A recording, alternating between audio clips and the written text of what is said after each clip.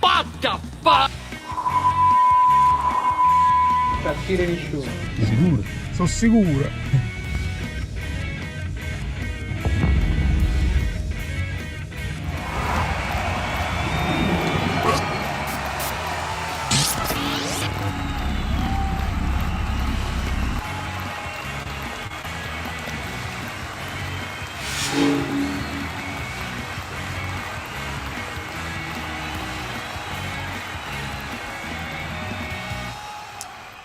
C'era nessuno, ma insomma il Como un pochino ci ha ucciso. Allora, con calma, io mi risveglio perché, come avete intuito, come si può sapere, benvenuti sul canale. Chi non mi conosce non è il caso di conoscermi oggi, nel senso che qualcuno potrebbe arrivare di nuovo, però poi dovrei dirvi tutte le cose che ho già detto, eccetera, eccetera. Cercate di starmi dietro, insomma, e il resto della community vi può dare una mano. Quindi mi sono svegliato molto presto e adesso ho dovuto fare un sonnellino. Volevo guardarmi un po' di Juve, volevo guardarmi un po' delle altre partite, ma ho dovuto recuperare del sonno, quindi voi mi perdonerete, io sono già al giorno dopo praticamente. Questo per me è il day after di Como Napoli e quindi con calma avrei potuto fare la live a caldo e sarebbe stato il delirio tra delusione, tra recriminazione, tra ognuno che ha ragione, perché poi in questi casi hanno tutti ragione. E invece con calma voglio proprio vedere, voglio leggere i vostri commenti dopo un po' di ore che abbiamo sbollito e ragionare insieme. Cerchiamo, lo so, è difficile parlare solo della partita e diventa naturale cercare di parlare a livello generale, no? Parlare di una situazione generale, perché ci interessa anche ci interessano le prospettive.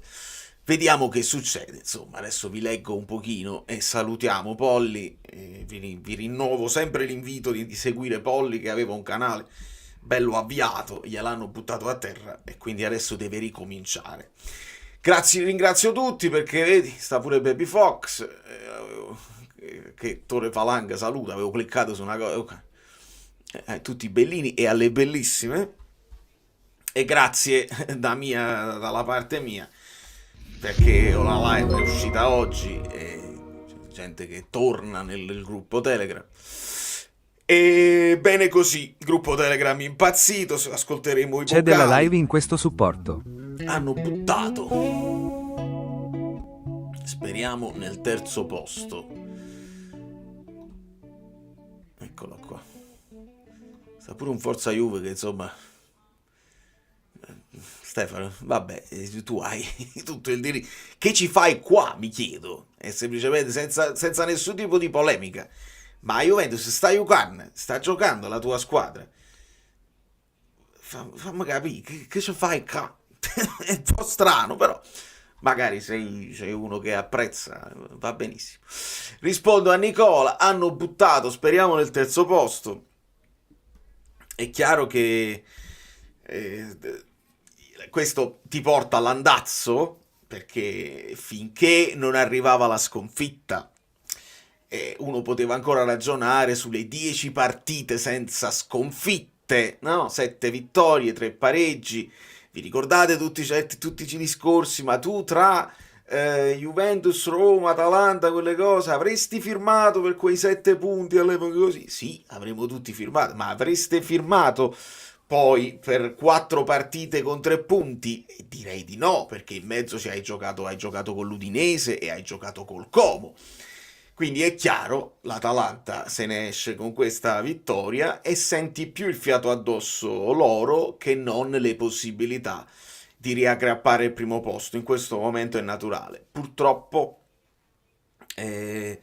la sensazione è che non giochiamo più bene. Il primo tempo non è stato malissimo, onestamente, e bisogna scindere quello che è stato il risultato da alcune cose. Non è un Napoli brillante, però alcune cose nel primo tempo Grazie si sono mille. anche fatte. Fermi tutti. Per la cena, C'è del per supporto. l'affetto, per tutta la vostra carissima Ti incalzo subito con 2 disposizione. domande. Se hai visto la conferenza post, Conte era molto arrabbiato. Ti aspetti una reazione forte con l'Inter perché sostituire così presto Billing che stava giocando bene con Frank che ha giocato col freno a mano. Molto interessante, Alberto. Ti rispondo subito. Ho visto Conte. Aggiungo al fatto che abbia visto Conte, ho recuperato molte interviste, molti anche lunghe chiacchierate di Conte con personaggi importanti. C'è un'intervista con Thierry Henry quando lui stava al Chelsea, e vi dissi una frase, non so in quale video, dove vi ho detto Conte odia di più perdere di quanto ama vincere, e penso che l'abbia visto oggi nei suoi occhi. Lui non veramente perde gli equilibri, perde proprio il senno. Se riguardate la conferenza, lui muove proprio la sedia in una continuazione, sta tremando perché lui la sconfitta non la riesce a digerire.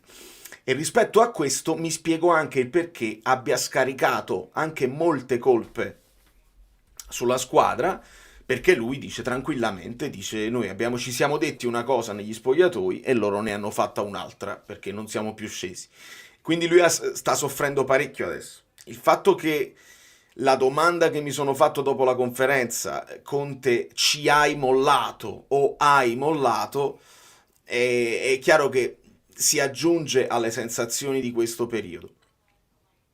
Però Conte sta in grande sofferenza e non posso pensare che lui sia contento della possibilità di vincere il primo anno e di non farlo di proposito. Quando io dico hai mollato, significa avere dei dubbi, e questi dubbi poi si trasferiscono anche nella squadra, perché è tutta una questione di mentalità, di psicologia, di saper comunicare una sensazione di siamo forti, non vi preoccupate proprio, oppure c'ho dei dubbi, questa squadra ha delle crepe, io avverto queste crepe e le crepe poi aumentano perché basta un pezzettino così, ti dai una botta e la crepa aumenta. Quindi questa è la situazione per quanto riguarda Conte. Lui odia perdere. Finché pareggi c'è delusione, ma lui la rimette in piedi. La sconfitta non la ammette. Di conseguenza mettiamo nel calderone anche una serie di decisioni discutibili, quelle del non far giocare mai Billing, che poi il suo l'ha fatto, non ha fatto una partita straordinaria. Andiamo nel profondo, non è che Billing adesso è il nuovo Mascherano oppure il nuovo Milinkovic Savi, quello che volete voi, non ha fatto una partita, però ha fatto una partita decente di uno che sembra che può giocare a calcio, non è che C'è della live giocare. in questo supporto. Allora c'è anche Alessandro, calma e raggiungiamo insieme l'obiettivo Champions. È un po' diverso, Alessandro? Non è che ti voglio chiamare in causa, però io ti ringrazio per il supporto a prescindere dal contenuto. Però l'hashtag non lo puoi fare più. E purtroppo ce la accettiamo, ce la portiamo a casa per com'è. E questo fa parte del percorso che ci siamo sempre detti, insomma, siamo andati oltre, io credo che anche questo Conte ha detto. Nel senso, siamo andati oltre troppo presto, quindi si sono create le aspettative pazzesche, ma lui dentro di lui sa che questa squadra non è una squadra da 90 punti, richiamando il tuo hashtag solito e bene augurante tra di noi. L'obiettivo Champions deve rimanere bello saldo, e spero che la squadra sia convinta che non possono mollare poi anche loro, perché non è che si lotta solamente per vincere lo scudetto. Ricordiamo, il Napoli quando lotta per lo scudetto va in Champions League. Se non vai, il crollo è una possibilità che io non posso accettare, però sappiamo che se questi qua erano 8 undicesimi di quelli là che hanno vinto lo scudetto, sono anche 8 undicesimi di quelli là.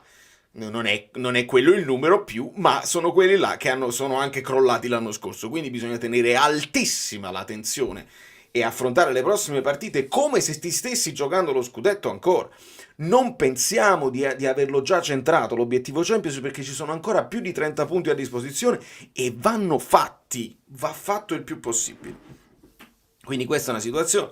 Per quanto riguarda Billing, ripeto, può giocare a pallone e l'ingresso di Anghissà è ingiustificabile, perché si vedeva chiaramente che stava giocando col cartellino addosso e quindi non ti può dare il di più.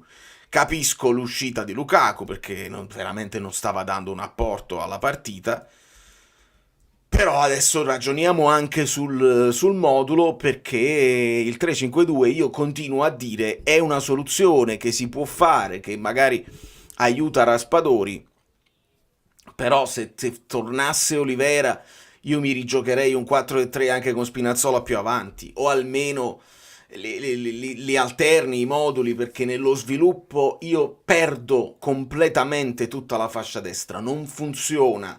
Di Lorenzo braccetto con Politano tutta fascia, si perde la mezzala, il sovraccarico della fascia, quindi tutto quello sviluppo e cose buone che abbiamo visto con il 4-3-3 di Conte dopo averlo fatto per un po' di giornate, io l'ho perso, e quindi non vedo più un Napoli che sviluppa bene e che rende insomma il portiere avversario il grande protagonista. Ha fatto una parata, due parate, ma niente di che. Quindi a Conte vanno chieste queste cose. Purtroppo a Conte chiede sempre: ma è una cosa psicologica, è una cosa... le domande non gli arrivano mai. E quindi è avvilente, purtroppo l'ambiente è avvilente, si parla solamente vincere o non vincere, e non è quello. Nell'approfondimento si può andare molto più in fondo, si possono chiedere altre cose, se la preparazione, perché ci siamo domandati se Rongoni era o non C'è della era live in questo supporto. una sciagura. Enrico, vale, ora in questo momento che percentuale dai ai vari piazzamenti, dal primo al sesto posto? Sei il nostro Tony Soprano. Tony Soprano. Grazie Enrico. Percentuale che dai ai vari piazzamenti, io non... basterebbe vincere con l'Inter per cambiare la percentuale, che adesso io ti dico il 5% scudetto. Ti dico il 5% perché vedo l'Inter in grado, in un modo o nell'altro, non perché stiano schiacciando il campionato, perché non stanno schiacciando il campionato, però io vado un attimo oltre, e oltre a Mkhitaryan che tira la maglia e non viene ammonito, a Lautaro che mente clamorosamente, dice io non ho bestemmiato. Signori, c'è stato, l'ho postata solo nel gruppo Telegram, ma questa è una delle cose. Quanto ci piace quando ti arrampichi, ok? Questo è l'Inter, il Twitter ufficiale dell'Inter, che esalta Lautaro. Quanto ci piace quando ti arrampichi. Arrampicarsi da regolamento porterebbe ad un'ammonizione. Una squadra che si sente tranquilla sottolinea ed esalta, e si esaltano anche per una cosa dove tu dovresti essere ammonito. Quindi l'essere impuniti, l'essere sfacciati a dire tanto non ci fanno niente, e non te lo chiedono nemmeno. E stiamo vedendo arbitraggi uno peggio dell'altro dietro ogni partita. Di conseguenza non è perché l'Inter mi sembra tanto più in forma di noi in questo momento, in qualche modo la partita loro la svangano, e quindi mi sento di dire 5%. È chiaro che poi vinci con l'Inter, ma noi questo discorso se non ci porta mai bene. Quindi non faccio affidamento su una vittoria con l'Inter, perché il Napoli deve darsi una scrollata pesante. È buono affrontare lì, mi ricordo Mario che disse il Como è la squadra migliore da affrontare. Io vi dissi non è la squadra migliore da affrontare, è la peggiore da affrontare. Adesso possiamo dirci l'Inter adesso è la squadra migliore da affrontare per riprenderti e per darti una scossa dopo la cosa? Non lo so. Non lo so onestamente. Io penso che il Napoli ha tutte le possibilità di rimanere tra le prime quattro senza crollare, senza fare dei crolli verticali. E non ci voglio proprio pensare né al quinto né al sesto, assolutamente. Premesso che la delusione ci sta tutta, posso condividere una piccola... Certo, fai alla grande. Sì, è chiaro, mamma mia. Quello aspetta. Ecco, anzi, qua sarebbe interessante, non lo so se Conte lo vede, lo fa, ma addirittura non sarebbe, mi fai venire in mente... mi dai uno spunto tattico, ci sarebbe qua da lasciarlo in panchina Lukaku per non dare un punto di riferimento ad Acerbi. Se tu gli dai l'attaccante ad Acerbi se lo mangia, ed è proprio quello che loro preferiscono. In teoria, e ve la butto là pesante, questa è la partita da 4-3-3 con Raspadori che viene dentro e si inseriscono poi i vari McTominay, i vari Anghissà. La partita da 4-3 e me lo auspico così adesso a bocce ferme con un recupero magari di Olivera e mandi Spinazzola avanti, perché Spinazzola mi è sembrato poterla reggere la gara. Non ha fatto una partita straordinaria, ma ci sta, è tornato e quindi le armi che hai sono quelle. Ritornare ad un gioco un po' più fluido, ritornare ai terzini che entrano dentro al campo quando hai il pallone. Partita difficilissima con l'Inter perché lo sapete come loro spostano tutti i giocatori, fanno questo lavoro tattico da 4 anni. Ti ritrovi i centrocampisti in difesa, i difensori in attacco, è difficilissimo seguirli e quindi sarebbe ideale avere di più il pallone. Quindi uno spunto tattico interessante che nessuno gli chiederà e che resta tra noi della community, cioè Raspadori punta, falso 9, cioè 9, Raspadori 9 con le sue caratteristiche a fare un lavoro diverso rispetto a Lukaku, perché Lukaku sta facendo i numeri che ci possono anche soddisfare a fine stagione, però non... è poco, è pochissimo l'apporto, la sensazione di avere un punto di riferimento in meno. Sì, si porta via un uomo, ma non se ne porta via due. Non sta dando un grande apporto. Allora, vediamo se recupero i messaggi. Siamo veramente tanti. Allora, questa parte da qua. Volevo recuperare C'è Valentino. della live in questo supporto. Quanto è importante avere Maradona soldato. Adesso ti recupero, Nico. Tutto ciò che aggiunge qualcosa alla tua vita è positivo, ma se ti toglie serenità non ne vale la pena, calcio incluso. L'intossico rimane a lui, non alla DL, Conte o ai ragazzi. Nessuno ci terrà tanto quanto noi. Per me è sempre meglio fare un passo indietro e guardare le cose con più serenità, così in generale. Ma giusto perché vi voglio bene mi dispiace vedere st'intossico. Lo so, Valentina, tu poi adesso sei entrata anche nel gruppo e quindi hai visto in prima persona quello che significa la reazione a caldo di ognuno di noi. Non so quanti ne sono, insomma, il gruppo è folto, c'è varia umanità, come si suol dire. E ognuno reagisce in modi incontrollabili perché la passione per il calcio, per il Napoli più che altro, perché del calcio ci interessa, ma ci interessa fino a un certo punto, e quando il Napoli fa risultato o non fa risultato ci cambia tutta la giornata. E sono cose che non puoi controllare, onestamente. Puoi avere una vita perfetta, però se il Napoli non vince, quella giornata è un pochino più amara, non c'è niente da fare, tu hai ragione.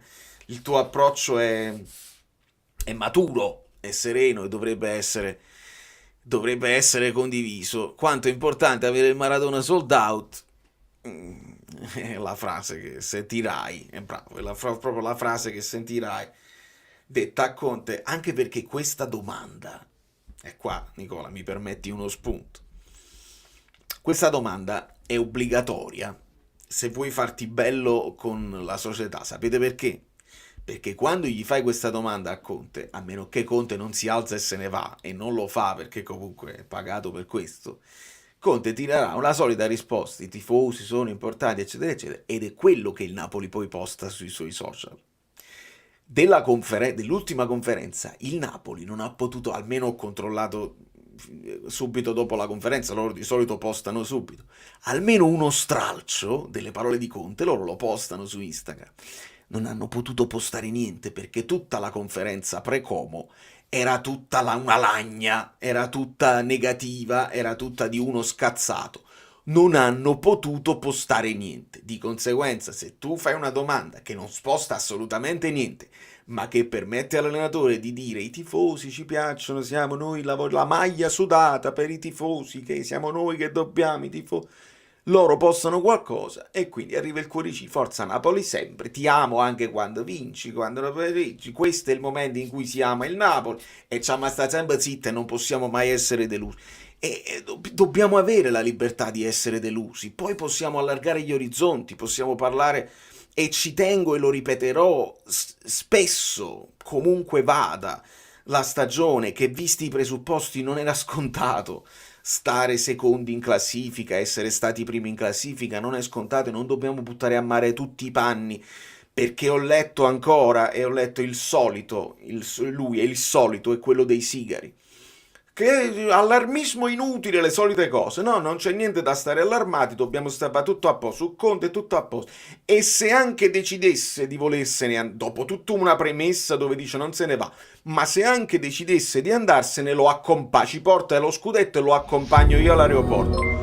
Signori, la dobbiamo smettere di accompagnare gente all'aeroporto. Noi dobbiamo creare una situazione dove l'allenatore vuole rimanere a lungo e vuole creare una cosa solida che si sviluppa nel tempo.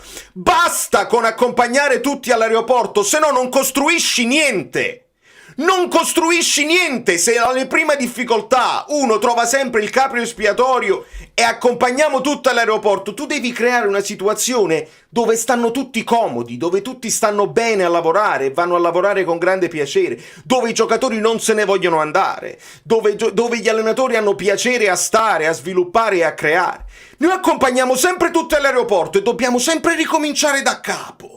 Dobbiamo sempre ricominciare da capo. Allora quando mi si fece la domanda, vuoi lo scudetto subito oppure un secondo posto, però Conte rimane, costruisce, rimane 7 anni, è sempre il secondo posto che io vi chiedo, perché se noi vinciamo e poi facciamo un'altra annata come quella dell'anno scorso, vincere non è l'unica cosa che conta, tu devi stare sempre così in crescita, sempre così, sempre in crescita. Ogni tanto vinci, ogni tanto fai secondo, ogni tanto fai terzo, devi rimanere sempre là. Ti capita un'annata su 15 così, va bene, te ne fai una ragione. Ma se dopo un'annata disastrata stiamo in grande classifica, abbiamo fatto cose pazzesche, ma di nuovo ci troviamo di fronte a una situazione di crepe mentali, di non sicurezza, di dubbi sul futuro, cosa stiamo costruendo? Non stiamo costruendo niente. Quindi la scelta di Conte diventa una scelta che era una scelta della disperazione, della paura di non sai come recuperare questa cosa e prendi a uno che sai che da solo ti sposta una trentina di punti. Ma tu devi creare l'ambiente giusto, devi creare i presupposti per continuare, di gente che vuole rimanere. Accompagniamo sempre all'aeroporto. Scusatemi, andiamo avanti.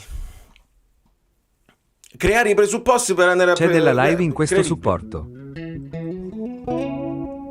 Giovanni, meglio che sono rimasto a Napoli, meglio andare a Bologna, è più facile i vocali, adesso arrivano i vocali, Vincenzo. Un po' di pazienza perché non ho letto nemmeno tanti messaggi e siete tantissimi e devo dare confidenza, devo dare soddisfazione un po' a tutta la community.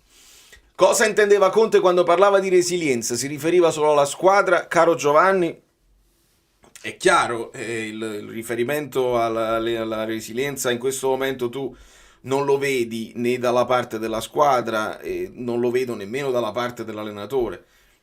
Però sono quelle frasi che a me non accontentano, non spostano niente, e sono frasi fatte come la maglia sudata e non mi serve a nulla. Tu lo so che hai fatto un trattato, ma io 48... no, non l'hai fatto tu. Ma hai postato un trattato di 48 pagine che io non mi leggo perché non è il momento, perché sono andato oltre molto tempo prima, onestamente. E quindi queste cose che stanno succedendo adesso già le ho viste accadere, e quindi che gli mettono, perché non è nemmeno una parola sua. C'è della live in questo supporto. Io la parola resilienza gli arriva perché gliela suggeriscono, ma non è nemmeno una parola sua. Di conseguenza non mi dà soddisfazione parlare di filosofia. Quando si diceva che Spalletti era filosofo, si capì oggi dopo lo shampoo, capito? Non funziona.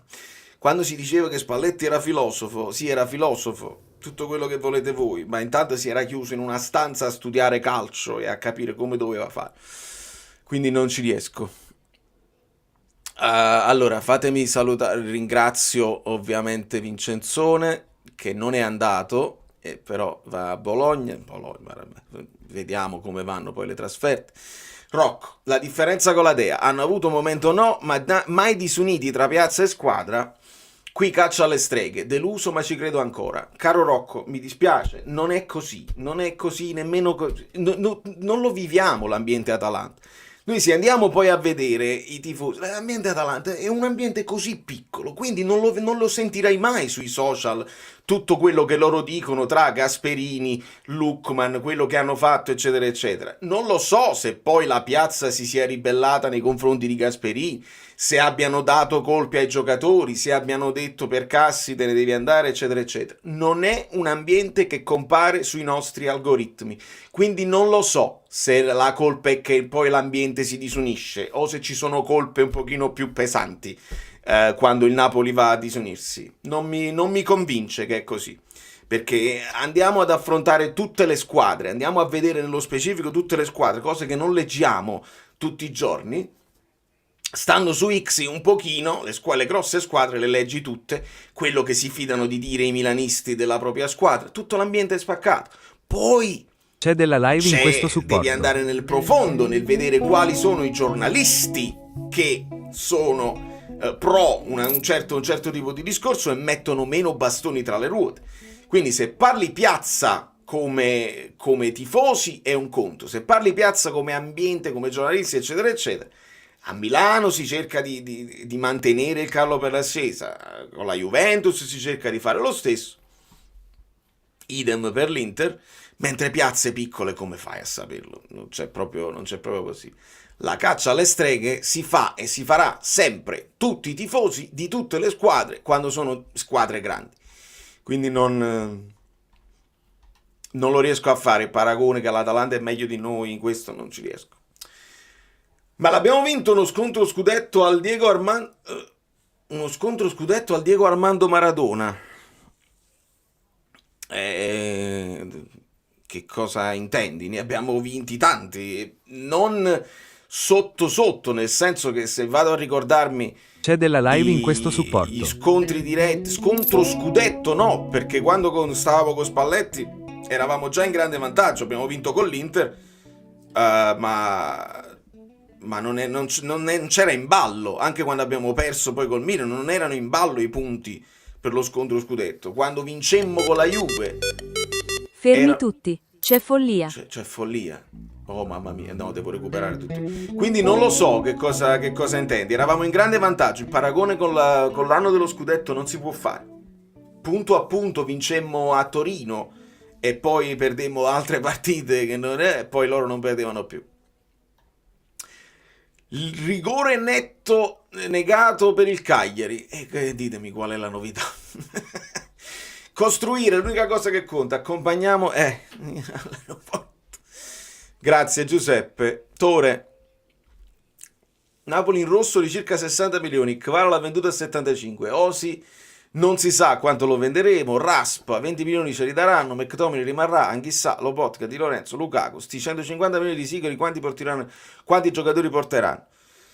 Sono tanti i giocatori che tu devi andare a prendere. Se tu parti da un presupposto di questa squadra qua, che poi l'anno prossimo avrebbe comunque un anno in più, è già una squadra vecchia, che l'anno prossimo avrebbe tutta un anno in più e a cui devi aggiungere dei giocatori che sono in grado di stare in panchina ma di dare una soluzione a Conte e che non siano sempre gli ultimi degli ultimi che Conte non si fida, e quindi il gruppo va allargato dei potenziali titolari. Servivano tutti i giocatori alla Neres che tu quando li metti sai che ti possono spaccare la partita. A quelli là che stanno in grande spolvero così, se poi quelli là perdono spolvero, perché mi sembra evidente che spingerli tutti troppo per tutta la stagione, anche senza il secondo e il terzo impegno di Coppa, li porta a scoppiare. Lobotka non è più brillante, qualche partita la sta sbagliando e lo stiamo dicendo da parecchio tempo. Di Lorenzo entra anche lui in difficoltà, adesso è entrato in diffida, quindi noi aspettiamo sempre la diffida, quando poi arriva il momento che li devi sostituire ti trovi che non sai se ti puoi fidare della panchina. Quindi oltre a quelli là che dovresti comprare già a prescindere, tutti questi nomi che hai fatto sono dei nomi che non è detto che l'anno prossimo ti valgono o ti rendono quanto ti valgono. Quindi ci sarà un lavoro da fare importantissimo e non facciamoci trovare appesi. Signori, la questione di Conte che non smentisce le voci possibili, eccetera, eccetera, non le smentisce con fermezza io le ho lette di qualsiasi cosa, no? La reazione generale dice non è vero perché Conte c'ha il contratto, oppure Conte già se n'è andato, non vuole rimanere. A me non interessa, lo ripeto come lo dissi con Gattuso, a me non interessa se Conte resta oppure no, a me interessa che il Napoli si faccia trovare pronto e non ci venga a dire ma noi non potevamo saperlo. E a me solo questo mi interessa, non cadere dal pero e trovati pronto, non fare l'errore solito, che poi è un errore che secondo me è una scusa che non ci credevano nemmeno loro, perché come lo sapevo io di Spalletti, figurati se non lo sapevano loro. Però non veniteci a raccontare la scusa e la cosa, dice no, quella è colpa di Conte che se n'è voluto andare, dovevo incatenarlo Spalletti, non facciamoci trovare fuori, perché Conte potrebbe decidere. È inutile che dite dove va, che c'hai 150 milioni qua, che fa? Va alla Roma, può andare alla Roma, può decidere di stare fermo. Qual è il problema? C'è gente che può decidere di fare della sua carriera qualsiasi cosa e non siamo noi a sindacare. Quello che interessa a me, voltando pagina, è che non ci facciamo trovare. Mo non lo so, vai a pigliare Garcia. Capito? Che poi ti ritrovi in una situazione tipo come è successo l'anno scorso a noi o come è successo quest'anno al Milan, dove tu puoi comprare Joao Felix, puoi comprare Walker, puoi comprare Jimenez, ti affanni a recuperare sul mercato, ma quando poi le fondamenta scricchiolano, vedi, sto parlando del Milan in questo momento, e levi Fonseca, non hai dato fiducia a Fonseca e non hai saputo coprirlo e difenderlo, cambi, ma è troppo la cura con Seisao funziona una volta, funziona due volte, a volte non funziona. Bisogna mettere le fondamenta belle solide, stare belli tranquilli con idee chiare, e invece è sembrato un'idea estemporanea, e con le idee estemporanee, anche le idee solide alle volte non funzionano, che può non funzionare, ma quella estemporanea è ancora più un rischio, non ci possiamo fare niente. Allora, voglio recuperare un po' siamo a mezz'ora, quindi possiamo partire anche con i vocali. Ringrazio tutti. Conte ha parlato di pressione di alcuni che non hanno retto. Questo DNA Conte lo può cambiare. E non è facile, amico mio. Certo è una situazione diversa rispetto a quella dello scudetto, perché avevamo creato il vuoto e non era punto a punto. Questi qua, punto a punto, non lo sai se reggono. E ripeto spesso, mi interessa che sia chiaro il mio punto di vista. Non è solo una questione di campo, perché gli scudetti persi in albergo, noi teniamo l'esperienza dello scudetto persi in albergo, non di uno scudetto vinto perché le altre hanno avuto più pressione. Noi abbiamo quell'altra esperienza, quindi ce la dovremmo ricordare, che l'ambiente, mo ci vuole, può essere anche debole sotto questo punto di vista, non regge il fatto che Mkhitaryan deve essere ammonito e non viene ammonito. Ci sono una serie di cose che il Napoli non è abituato a reggere. O sei straforte e le altre stanno tutte stradietro, ti fai la tua cavalcata e te la godi, altrimenti secondo me è difficile cambiarlo, ci vuole del tempo, qualche cosa l'abbiamo intravista, ma andare oltre, perché già sei andato oltre, secondo me, tu già sei andato oltre quello che era il potenziale di questa squadra, l'hai pure indebolita, quindi hai tolto un tassello che avevi in più e quindi si rallenta. Assist di Kvar, ma sta giocando pure Kvar. Non ci interessa, non dite Kvar, Alfonso, perché si arrabbiano alcuni tifosi. Non ci interessa Kvar, non ci interessa, se ne è andato, è colpa sua, colpa di Kvar se non vinciamo questo scudetto. Bannata. Allora, ciao a tutti, oggi sono davvero triste e arrabbiato perché Napoli doveva vincere e non perdere proprio contro il Como, giustamente. Ludovico Ludovico comunque, immagino. Sorella, questa è la prima volta che Lobo non mi è piaciuta, aveva bisogno di rifiatare, credo che sia davvero stremato. Cara sorella Ape, poi non voglio fare discorsi di basso livello. È uno scherzo, insomma, it's a joke that is going around, che Lobo ha trovato la fidanzatina e quindi un pensiero in più, diciamo, che può avere un essere umano che ha anche altre cose a cui pensare. Che tipo, non dico distrarre, ma insomma, fisicamente Lobotka avrebbe bisogno anche lui di riposare. E siamo arrivati all'estremo, allo strenuo delle forze, cioè. Si vede, ragazzi, si percepisce. E quando lo dicemmo, i tifosi avversari o anche alcuni tifosi del Napoli, una partita a settimana, ma com'è possibile? Evidentemente è possibile. Evidentemente facciamoci le due domande sulla preparazione. Forse tutta questa preparazione pesantissima ti porta dei problemi a febbraio. Speriamo che magari adesso, tra un paio di settimane, ritorniamo a correre veloci, le gambe vanno più tranquille. Però se non hai mai un ricambio, se devi andare sempre al massimo delle forze, sia in allenamento che in partita, arriva il momento in cui paghi a livello di fiato. Capite, non volevo dirlo così, però insomma, più o meno è questo. Ascoltiamo anche qualche vocali che questi, lo sottolineo, sono vocali a caldo, quindi vediamo un Salve a pochino. tutti amici bellini, buongiorno Valerio, spero che stai bene. Io abbastanza non deluso, sì, deluso direi di sì, rassegnato forse. La cosa che mi preoccupa di più in tutta questa faccenda di questa partita è la faccia di Conte dopo la conferenza stampa. Ad ogni modo, riguardo alla partita, iniziando la serie dei messaggi sfogo probabilmente, io voglio semplicemente dare un rimprovero a Rachmani, diciamo così. L'ABC del calcio dice che il retropassaggio non deve essere mai fatto nello specchio della porta, perché tante volte il portiere sta da un'altra parte a prendere il caffè e succede questo. Seconda Vero. cosa, ragazzi miei, Diao non può girargli attorno e lui stare un metro avanti nella linea della difesa e far passare dietro le spalle, farsi tagliare fuori da Diao per il secondo gol. Non esiste proprio, ragazzi miei. Quindi io parto con questa serie di messaggi degli altri. Io finisco qua. Buona giornata a tutti, ciao Valerio. Ciao Time, allora, sì, per quanto riguarda, sì, bravo, è giusto parlare anche un po' della partita, nello specifico. Quello è concettualmente sbagliato. Quello che dici tu è giusto, cioè di solito il retropassaggio si fa, ma si cerca di non indirizzarlo verso la porta. Lì c'è una doppia questione di comunicazione, perché poi non lo so se tu il retropassaggio te lo devi chiamare, devi dire dammela, oppure devi stare in posizione per. Io dico anche che in posizione probabilmente tu, venendo la palla da là, tu sei anche un target, tu portiere, quindi la vuoi da quella parte. Ti metti là proprio perché il retropassaggio non deve andare verso la porta.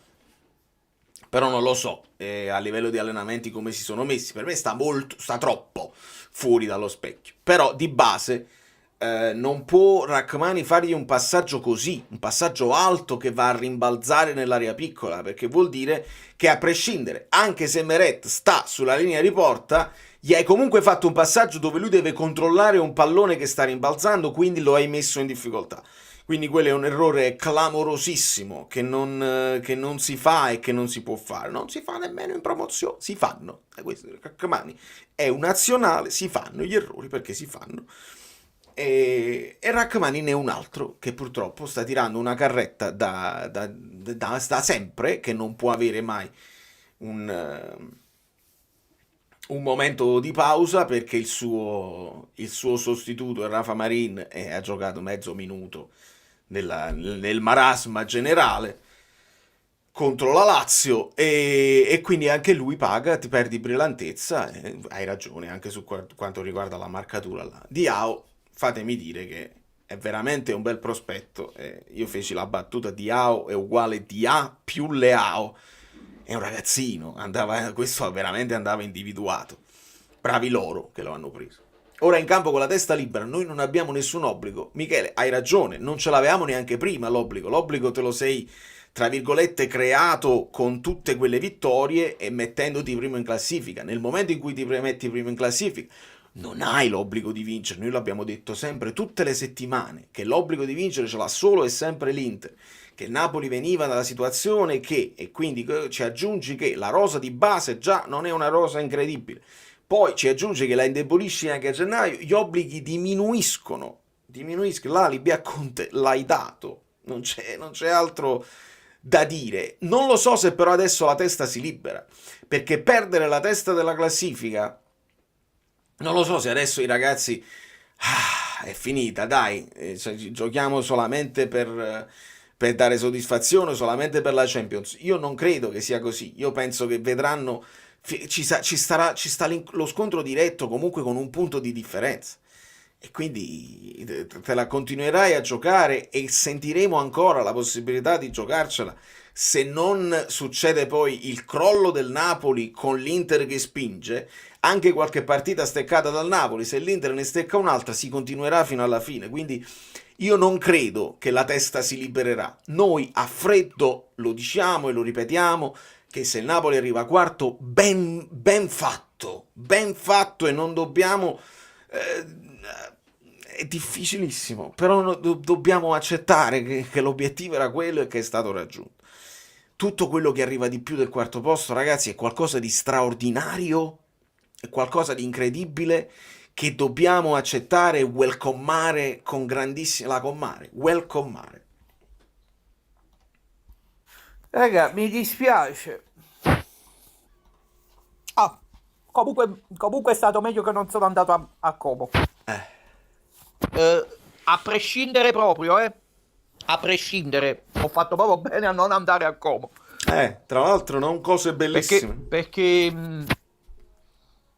veramente... Vabbè, non parliamo di religione con voi, vabbè, lasciamo stare. Però... già, perché poi c'è... almeno non mi sono fatto il fegato amaro, Sì. questo posso dire. Sto con una bella leggerezza, sto proprio un amore, con la pace. Bravo. Con la pace di chi poteva andare, non è andato per evitarsi una... Un intossicato. Vabbè, forza Napoli. Ma Sempre. io sto tranquillo. Sono tranquillo. Va bene. Ciao Ale, ciao amici bellini. C'è della live in questo questo supporto. Sia dovuto alzare così presto che per la sconfitta. Che onestamente Scusami Vale, ti interrompo perché Alessandro è stato violento, ma ti recupero. Non preoccuparti, l'anno prossimo a Daputi ce li fa fare Bezos. Citazione. Comunque se nel clou della stagione devi fare 3-5-2 con Dilo braccetto. Ma infatti sì, il discorso che fai Alessandro è interessante e adesso lo approfondiamo. Però non farmi interrompere Valentina, fammi recuperare Valentina. per quanto uno volesse poi... fare gli scongiuri era preventiva, era un po' scritto. Questa è storia. È storia. Che poi è un peccato perché onestamente nel primo tempo ho visto un approccio ottimo. Siamo tornati a fare un pressing alto che non abbiamo fatto nelle ultime due partite e credo che questo l'abbiamo pagato completamente nel secondo tempo perché purtroppo è stato uno sforzo fisico che non ti ha portato a segnare il secondo gol e quindi poi tutte le energie che avevi messo nel primo tempo si sono esaurite completamente nel secondo. Però ragazzi ci vuole tranquillità secondo me, perché lo sapevamo che era già un miracolo stare così tanto tempo in vetta quanto siamo rimasti onestamente. E detto questo, Billing un'ottima sorpresa, non mi aspettavo un impatto del genere proprio dal punto di vista fisico. E Lobo è stanchissimo, Lobo si deve riposare e quindi diciamo il tema che onestamente mi dà più fastidio di tutti è questo. Billing visto oggi non poteva far riposare qualcuno nelle scorse partite? Sì, Ma anche all'inizio. vedi? Parte sempre un altro vocale che però non fa parte così. Secondo me sì, la questione è, se non sbaglio, su Billing Conte ha detto che fisicamente sta bene, cioè che si doveva mettere al passo tatticamente. Ora io non lo so se la questione è per questa partita, tu magari... La partita con l'Udinese, la partita con la Lazio, non lo so, se tu hai individuato in certe cose che doveva fare, che anche sai che ti sa fare già, e che magari Billing non ti aveva fatto ancora vedere in allenamento. Questo per quanto riguarda un Billing che deve partire titolare, che per me ci può stare perché anche era in flessione già da un paio di partite. Però non posso non chiedere a Conte se Billing non poteva entrare almeno negli ultimi 10 minuti di alcune di queste partite che poi abbiamo perso agli ultimi secondi. Cioè comunque è un ragazzone che di testa si fa rispettare, che la gamba la mette e non è così. non è un Dendoncker, è un grosso Caiuste, è il Malquittone, cioè nel senso è un grosso Caiuste, un Caiuste più grosso, che ti può dare una mano nei momenti di difficoltà. Lo stesso Caiuste lo abbiamo visto fare ogni tanto delle partite decenti, soddisfacenti. Fermi tutti, c'è follia. C'è follia, pure Guido, Vincenzo di qui c'è follia, adesso recupero tutti, siete tantissimi. Però sì, a Conte io glielo chiedo, veramente non stava tatticamente in grado di fare 10 minuti? Perché fisicamente a me sembrava in grado, eppure Conte lo ha detto. Quindi sotto questo punto di vista sì. Contemporaneamente dico, lo togli, va bene, magari non ha il ritmo gara di tutto il tempo ed era sceso un pochino nel secondo tempo. Però quando poi metti Anghissà, e Anghissà entra col freno a mano tirato, come avete detto molti di voi, ed è giusto, perché ha paura di farsi ammonire in quei pochi così, allora là o metti Gilmour o cambi qualcosa, cambi completamente. E che chi era a mettere? No, forse l'unico era solo Gilmour a quel punto, perché non puoi mettere nessun altro. Comunque sì, il Malquittone aveva ragione di esistere. Fatemi recuperare, Michele, 4 partite che il Napoli non vince, non pensi che anche statisticamente il Napoli farà un buon risultato contro l'Inter? E amico mio, lo so, noi ci vogliamo attaccare a tutto, però se tu pensi l'anno scorso noi statisticamente speravamo, ma penso che la Pepe perdimmo pure che sta, e invece è possibile. Il discorso che peggio di così non può andare, lo sapete che non funziona con noi, può andare peggio, può andare sempre peggio. Il problema è un altro. Non è che tu dici hai fatto 4 partite con il Cagliari, a quinta dai buono, perché non è possibile che se la quinta è una partita così importante contro l'Inter, è chiaro che la statistica ti aiuta poco, nel senso che ci sta calcisticamente che tu puoi perdere una partita con l'Inter, perché se vai a fare duello contro duello, giocatore contro giocatore, e puoi vincere in una zona del campo, ma in un'altra zona perdi, questo sempre sulla carta. Quindi purtroppo statisticamente non mi sento di darti la sicurezza che il Napoli fa un buon risultato con l'Inter. Serve andare oltre quelle che sono le aspettative e serve darsi una mossa nel ritrovare automatismi, convinzione ed essere un pochino più bravi anche col pallone tra i piedi. Allora, devo recuperare perché c'erano state donazione di... Allora, devo ringraziare Alessandro di nuovo, con Bezos, i cerchioni della macchina. Se nel clou della stagione devi fare 5-2 come di Lorenzo Braccetto, sì. Qua, per esempio, secondo me è anche normale togliere Juan Jesus dopo lo sforzo che ha fatto, perché secondo me anche lui era arrivato al clou e poi ci ritrovavamo con degli errori pesanti, che Pai, eccetera, eccetera. Un'altra cosa che potevi pensare di fare, se non avessi avuto Buongiorno infortunato che adesso recuperi, era Juan Jesus, Buongiorno centrale e Rachmani Braccetto, perché per me Di Lorenzo Braccetto in teoria sì, nel senso il braccetto moderno che va, finisce in mezzo al campo, che spinge e che fa, però sappiamo anche che Di Lorenzo non dà il meglio di sé quando viene attaccato e deve fare solo maggior parte di fase difensiva. L'ideale è proprio il terzino destro puro per Di Lorenzo, dove poi lui fa quella sua interpretazione, dove diventa centrocampista, dove sa quando inserirsi centralmente, sovrapposizioni interne o esterne. Quando deve fare il tutta fascia, lo ha fatto in passato, col Napoli non gliel'ho visto fare benissimo, si perdono gli automatismi con Politano e hai perso il 50% delle cose buone che Di Lorenzo ti fa. Quindi purtroppo non mi convince, non mi ha convinto e non mi convince. Ringrazio Pasquale, ricordo a tutti quelli che vogliono entrare nel gruppo Telegram, abbonati che si abbonano adesso o vecchi abbonati che non mi hanno mai scritto, mi potete scrivere in privato e vi aggiungo al gruppo Telegram che sta proprio di fuoco, è un gruppo Telegram di fuoco. Vincenzone, che poi lo fa Pavard, Braccetto non lo può fare Dilo, certo che lo fa, però c'è più lavoro dietro. Pavard non ha mai dovuto fare, nell'Inter almeno, il terzino puro, è una questione di dover cambiare in corsa e dover ristudiare tutta una serie di cose. L'abbiamo fatto all'inizio, non è che funzionava poi benissimo, si può fare tutto, perché si può fare tutto, però stiamo sempre parlando di un momento di flessione generale della squadra, anche per quanto riguarda la tenuta fisica, quindi le cose non ti vengono belle, facili, come ti vengono quando invece stai tutto tranquillo, eccetera, eccetera. Ci sono una serie di cose che messe insieme non ti portano a fare la partita. Bisogna tornare al 4-3 subito, io me lo auguro. Mancano 200 like all'appello. Ah, siete lazy stasera. Ovviamente sempre dato per scontato che i cambi sono limitati e questo lo sappiamo. Certo. Però qualcosina secondo me di gestione migliore si poteva fare, perché noi diamo fiducia assoluta a Conte, però qualcosina ogni tanto gliela possiamo anche chiedere. Vedi? Noi diamo fiducia a Conte, però a Scosina è il traduttore che non riesce, il trascrittore. A Scosina ogni tanto, perché noi chiediamo delle cose a Conte, ma pure Scosina si deve prendere le sue responsabilità. Ciao Vale, ciao amici bellini. Vabbè, vista la conferenza lo sapevamo come sarebbe andata a finire, no? Dispiace che dopo che già la società ha deciso di buttare una stagione al cesso, ora forse ci sta pensando pure Antonio. Dispiace, vediamo che facciamo con l'Inter.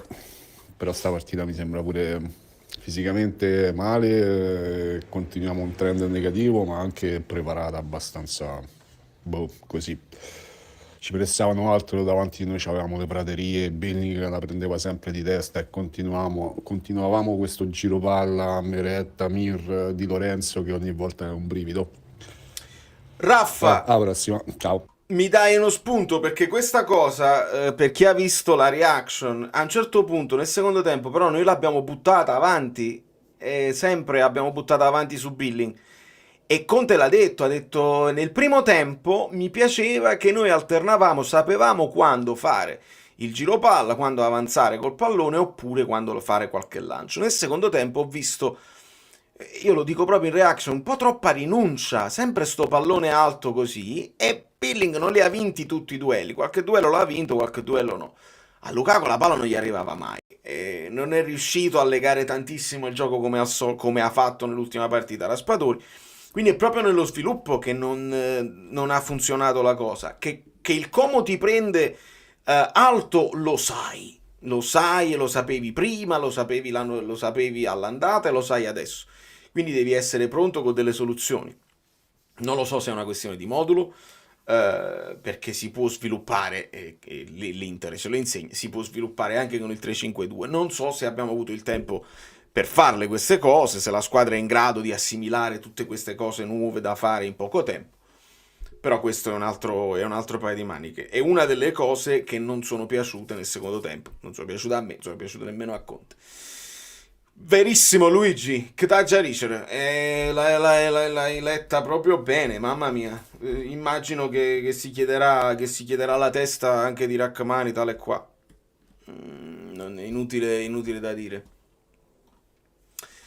Allora, che poi su Anghissà onestamente hai fatto un brutto assist agli avversari. Fabregas da Cugna, vai, puntalo che non vuole essere ammonito. L'ha detto proprio, si è sentito.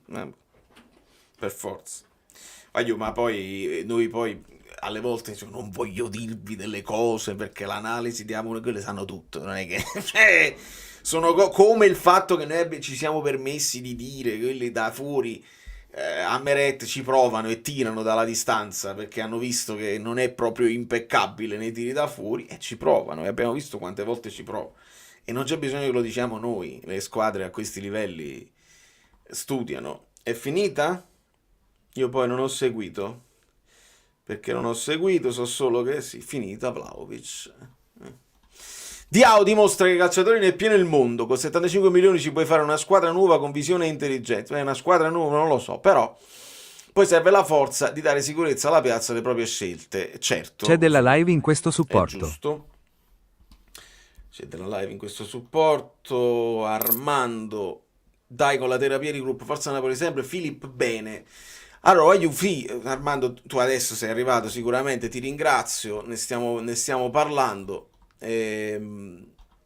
Sì, Filippo, meglio di quello che potevamo pensare.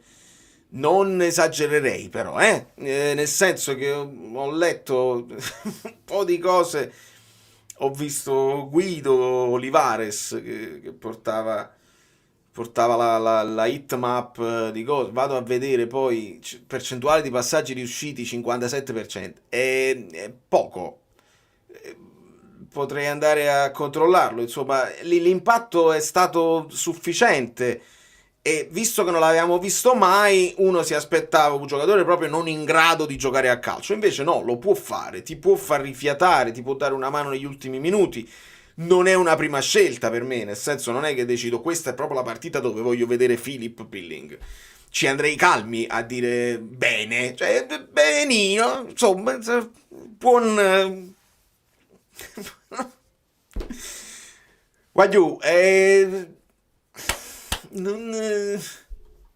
giocatori sono altri, capiamoci. Qua ritorniamo al discorso, quello là, il discorso serio, nel senso che ci sono giocatori forti che possono giocare bene o male e ci sono dei giocatori normali che possono giocare benissimo o fare partite un pochino così. I giocatori forti sono altri, secondo me. Però il mio l'ho visto troppo poco per dare un giudizio definitivo. Per me la partita di Billing è da 6. Capiamoci, non è insufficiente. Però questo è quello che penso. Utilizzabile, certamente utilizzabile. Avevo visto uno che aveva approvato il mio paragone. Ecco qua, Pasquale. Proprio aveva approvato Okafor PA. Non so se l'avete visto nei movimenti. Ha fatto un paio di cose proprio alla PA. Ti vedo, non ti vedo. E quindi così. Capiamoci, fammi essere ancora più importante, preciso nel mio giudizio. Non sto giudicando Okafor come un brocco, uno che non sa giocare a calcio, assolutamente. Sto giudicando che hai preso uno che non è pronto e che andava rifatto fare una preparazione per essere pronto a giocare in questa squadra. È un acquisto che non ha alcun senso perché ti serviva nell'immediato e non nel futuro. È un prestito secco a 25 che non riprenderai mai, quindi... È un po' come il discorso di Traoré, che togli Zielinski per mettere un Traoré che poi non gioca. Traoré sul lungo, sì, come hai visto, Traoré sta giocando anche benino in Francia.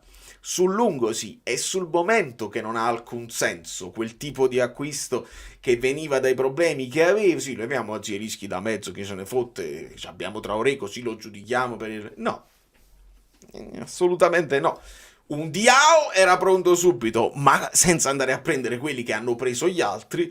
Basta pensare un Noah Lang, che invece di un Noah Okafor, il Noah Lang era quello. Forse l'hanno visto per nome. Cerchiamo tutti i giocatori che si chiamano Noah. Possiamo dirlo, ci siamo presi il DS che è stato scartato dalla Juve. Questi sono i risultati, mi spiace dirlo. Non lo so se è stato scartato dalla Juve, ma di sicuro ti posso dire che ha dimostrato la sua inesperienza e ditemi il contrario, ma purtroppo questo è il momento, questo è quello che ci dice il momento. Poi magari un giorno crescerà, diventerà più veloce nelle trattative, più bravo, eccetera, eccetera. È venuto, insomma, si deve fare le ossa e non è troppo presto. Allora, recuperiamo anche qua Angelo lungo, sei andato lungo. Ciao Valerio, ciao amici bellini. Per me una sconfitta un po' nell'aria perché insomma due partite giocate, le ultime 2 partite giocate non è che erano tanto belle, non erano uscite tanto bene, insomma ti faceva capire che la cosa un po' stesse andando a peggiorare. Mettici anche che mentalmente, vogliamo dirlo, mentalmente siamo fragili. Fragili Perché, mentalmente. insomma, la cosa un po' mi ha ricordato la sconfitta con la Fiorentina in albergo quando ci siamo fatti superare la Juventus. Là ci fu qualcosa di losco, stavolta no.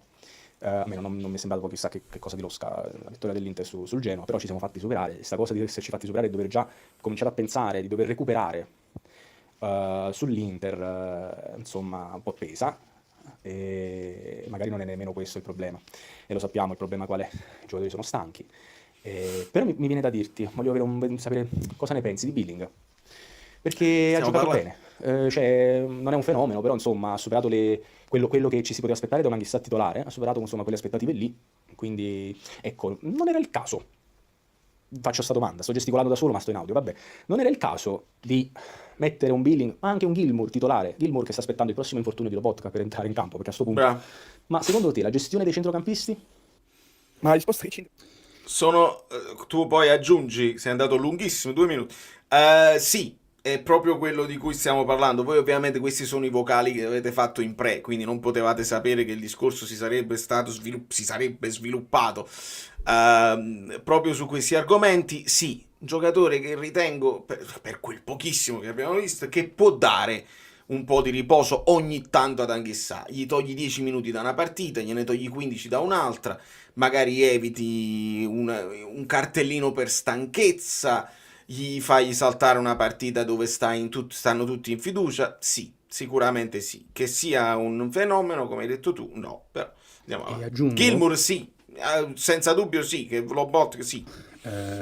spero soltanto che l'allenatore, insomma, dopo Ammafatica e diciamo tutte le varie declinazioni che stesso io ho indicato da Ammafatica, Ammasufre, Chamarrepidia, eccetera, eccetera, nel corso di questi mesi, vorrei che l'allenatore entri in spogliatoio prima della partita con l'Inter e dica queste testuali parole.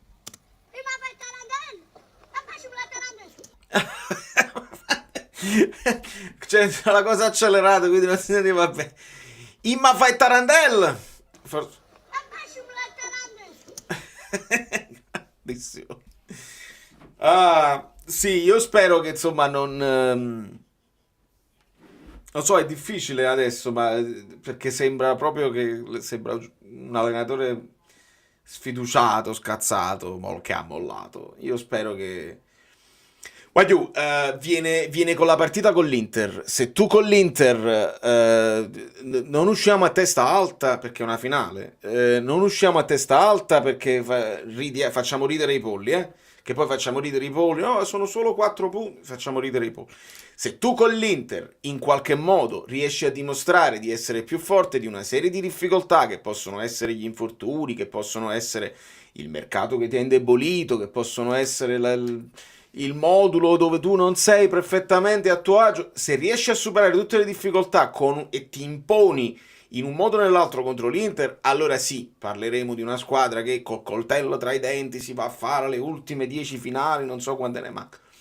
Se con l'Inter abdichi, stai semplicemente confermando che l'Inter è più forte di te, ti devi fare semplicemente una guardata nello specchio e devi dire questo potevamo fare, e siamo andati probabilmente anche oltre, complice anche una serie di sciuliate pazzesche. La Roma si è fatta fuori da sola, il Milan si è fatto praticamente fuori da solo, la Juventus grandi difficoltà, troppe pareggi eccetera eccetera, però hanno tenuto in mano l'ambiente eccetera eccetera. Probabilmente tutto si sta sviluppando per farli arrivare, ve l'ho detto un po' di giornate fa, tutto si sta sviluppando per farli arrivare loro quarti. Vedete la Lazio come perde i punti strategici col Venezia eccetera eccetera, Atalanta pure loro hanno il momento di flessione, e così il Napoli comunque, e dobbiamo ricordarlo e dobbiamo essere precisi, secondo me è andato oltre quello che è il valore della rosa sia a inizio stagione, e a maggior ragione quello che è il valore della rosa adesso, perché una squadra che parte con Kvara titolare e con Neres alle sue spalle è un conto, una squadra che lascia andare Kvara e afferma che Neres è il suo sostituto e poi perde anche Neres, è una squadra a cui tu hai tolto il 70% della sua pericolosità e dobbiamo inventarci delle cose per trovare il gol. Signori, io non voglio essere troppo cattivo così, però dobbiamo guardarci in faccia. Sì, Raspadori sì, ma ha fatto gol con 2 errori degli avversari, su 2 palloni regalati. Quindi il Napoli come arriva, come sviluppa il gioco per portare poi grandi difficoltà? C'è stato quel tiro di McTominay, oggi veramente poche cose ho scritto, il tiro di McTominay parato, occasione per Politano che non tira, poi tira centrale Anghissà, c'è poca roba, c'è un assist di Buongiorno per l'avversario, c'è poca roba di sviluppo di attacco, e questo ti fa pensare come ci arrivo a creare delle difficoltà all'Inter. E con l'Inter il gol l'abbiamo fatto su calcio d'angolo. Capite quali sono le cose che tu dici sì, ma statisticamente adesso uno lo deve fare, un po' una partita deve migliorare. Devi migliorare se riesci di nuovo a ricreare quei presupposti. Io mentre vi dico ritorniamo al 4-3-3, devo ricordarmi che il 4-3-3 lo sviluppi in un modo dove tu fai il sovraccarico sulla destra con quella catena così e crei l'isolato sulla sinistra con Neres che può andare sull'1 contro 1, lo faceva Kvara, lo faceva Neres. Adesso non avendo questi qua, metti Spinazzola 1 contro 1, si può fare, però non è che stiamo al massimo delle possibilità. Un bacio al tuo amico di Montreal. C'è da dire questo, che se a giugno a Conte non si fa un mercato molto concreto possiamo anche salutarlo, questa è opinione mia, è un'opinione legittima, amico mio, e non c'entra purtroppo che esistano i contratti eccetera eccetera, perché Conte nella sua storia, contratto o non contratto, se non si sente poi di poter incidere su una squadra e di avere quello che lo può far rendere al meglio, è chiaro che lui alza i tacchi. Però abbiamo ancora queste partite da fare, quindi ce le godiamo. Buonasera Valerio, Buonasera, sempre Enzo. con la massima serenità. Consentimi un messaggio al dottor Versatile. Caro dottor Versatile, lei, perché stiamo a 6 ore in tuo gruppo a parlare, lei desidera cose giuste, sacrosante, che però da questa proprietà non potrà mai ricevere, non potrà mai avere, perché non so può permettere, pure volendo, non ce la fa. Allora, o il tifoso napoletano capisce che per avere determinate cose c'è bisogno solo del cambio di proprietà, oppure si deve mettere l'anima in pace, che con questa proprietà, mi parlo di forza economica, questo è il massimo che poi può crescere in tantissime cose, comunicazione e altre cose, ma per le cose che richiedono una forza economica, questo è il massimo che può avere. Buona serata. Buona serata, Enzo. No, ma quello non è problema. Però non sono convinto, che è solo un problema di forza economica. Per me è un problema di volontà. Cioè, se noi diamo il problema della forza economica, che non avevi i soldi, allora ci hanno raccontato delle cose sbagliate, e quindi così.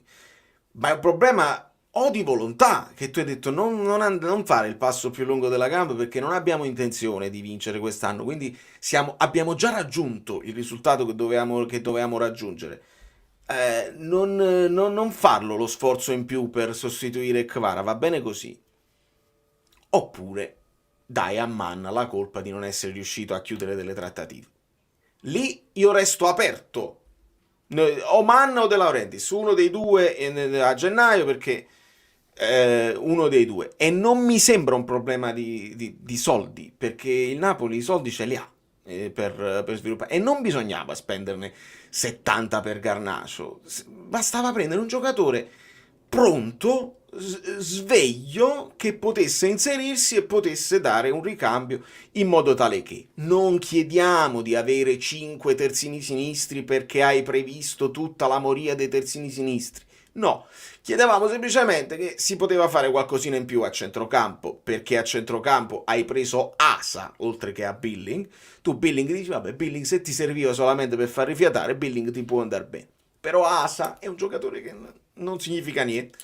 In difesa avevi un'idea e non l'hai portata a termine, e quindi hai deciso, non è una questione economica, hai deciso che andava bene così e che speravi in meglio, speravi con grande positività che non ti succede niente e che puoi andare avanti. Ripetiamolo ad alta voce. Hai perso il contatto con la vetta, in questo momento c'è uno scoramento generale e io sono per primo che non mi sento che sto lottando per lo scudetto, non mi sento che sto lottando più per lo scudetto, anche se siamo a un punto.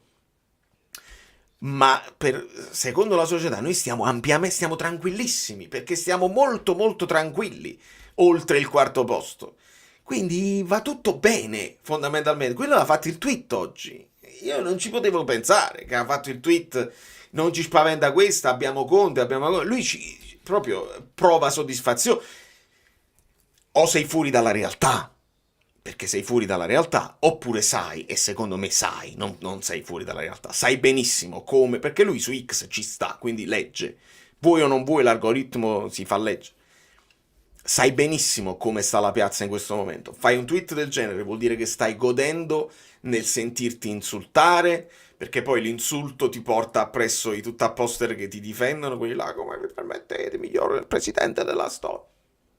Quindi godi nel vedere una piazza che si sta dilaniando perché abbiamo accarezzato un sogno insperato prima del tempo, dove stavi accorciando le tappe, proprio bruciando le tappe, e godi proprio a vederci non contenti e non sereni così. Tu sei il massimo della serenità e quindi vai bene tu. Ciao Ale, buonasera a tutti. Io il vocale lo faccio a freddo. Ci ho pensato un po', ho metabolizzato la sconfitta. Alla fine in un campionato, in un momento di flessione ci sta. L'importante è reagire, mo. Vediamo un po' di che passa sono fatti sti ragazzi e l'allenatore. Anche perché, cioè, per come eravamo partiti, comunque diciamo l'obiettivo scudetto non era alla portata. Ci siamo trovati dentro, ma comunque continua, se guardiamo i valori, continua a non essere alla nostra portata. Sarebbe comunque un miracolo. Vediamo se reagiscono, vediamo un po'. La cosa che può farci comodo è che comunque molti scontri diretti ce l'abbiamo fatti. Sì, esatto, io sono d'accordo che siamo andati oltre quelle che erano le aspettative iniziali e quindi non dobbiamo fare grandi tragedie. Il fatto degli scontri diretti, sì, ma abbiamo visto che purtroppo non è che tu perdi gli scontri diretti ma con le piccole vai liscio come sei andato nel girone d'andata. No, con l'Udinese hai steccato, col Como hai steccato. Quindi ad oggi non c'è una squadra che tu dici affrontiamo questa squadra, vai liscio, sono 3 punti assicurati. Non me la sento, perché è il Napoli che non sta più giocando da Napoli. Questo discorso che fa Davide va approfondito e mi piace perché va dentro, ti dico la mia, poi potrò sbagliarmi. Il Napoli grazie a Conte si trova in una buona posizione di classifica, ma è anche grazie a lui se oggi non siamo primi. Non voglio guardare posizione, poi non lo so come continua se riesco a farti continuare il messaggio. Positivo, poi leggo disfattismo ovunque, a marzo giocarmi uno scontro diretto nel primo posto non l'avrei mai anche immaginato. Il punto è che ce lo siamo cercati noi, il destino non è nelle nostre mani. Ancora è nelle nostre mani, se ci ragioni però, Davide, perché se vinci con l'Inter scavalchi e sei padrone del tuo destino. Ancora lo sei. Secondo me il tuo discorso è abbastanza giusto, cioè io lo condivido, nel senso che solo con Conte potevi fare questo exploit iniziale dove serviva avere uno che ti teneva sul pezzo e che con le vittorie che hai fatto, anche rinunciando, un po' più pragmatico, uno che tu segui grazie anche alle vittorie, perché tu convinci un gruppo con le vittorie, con i risultati.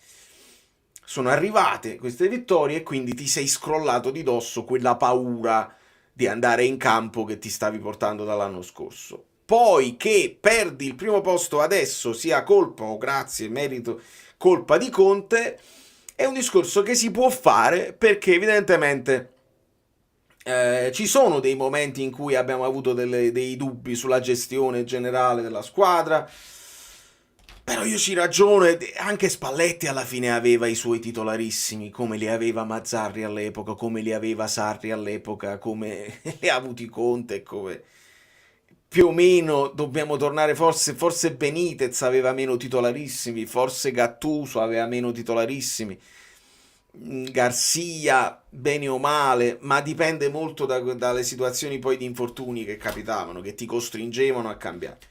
Ma alla fine tutti gli allenatori poi stringi hanno dei giocatori di cui si fidano di più e si sviluppa una struttura che loro conoscono bene.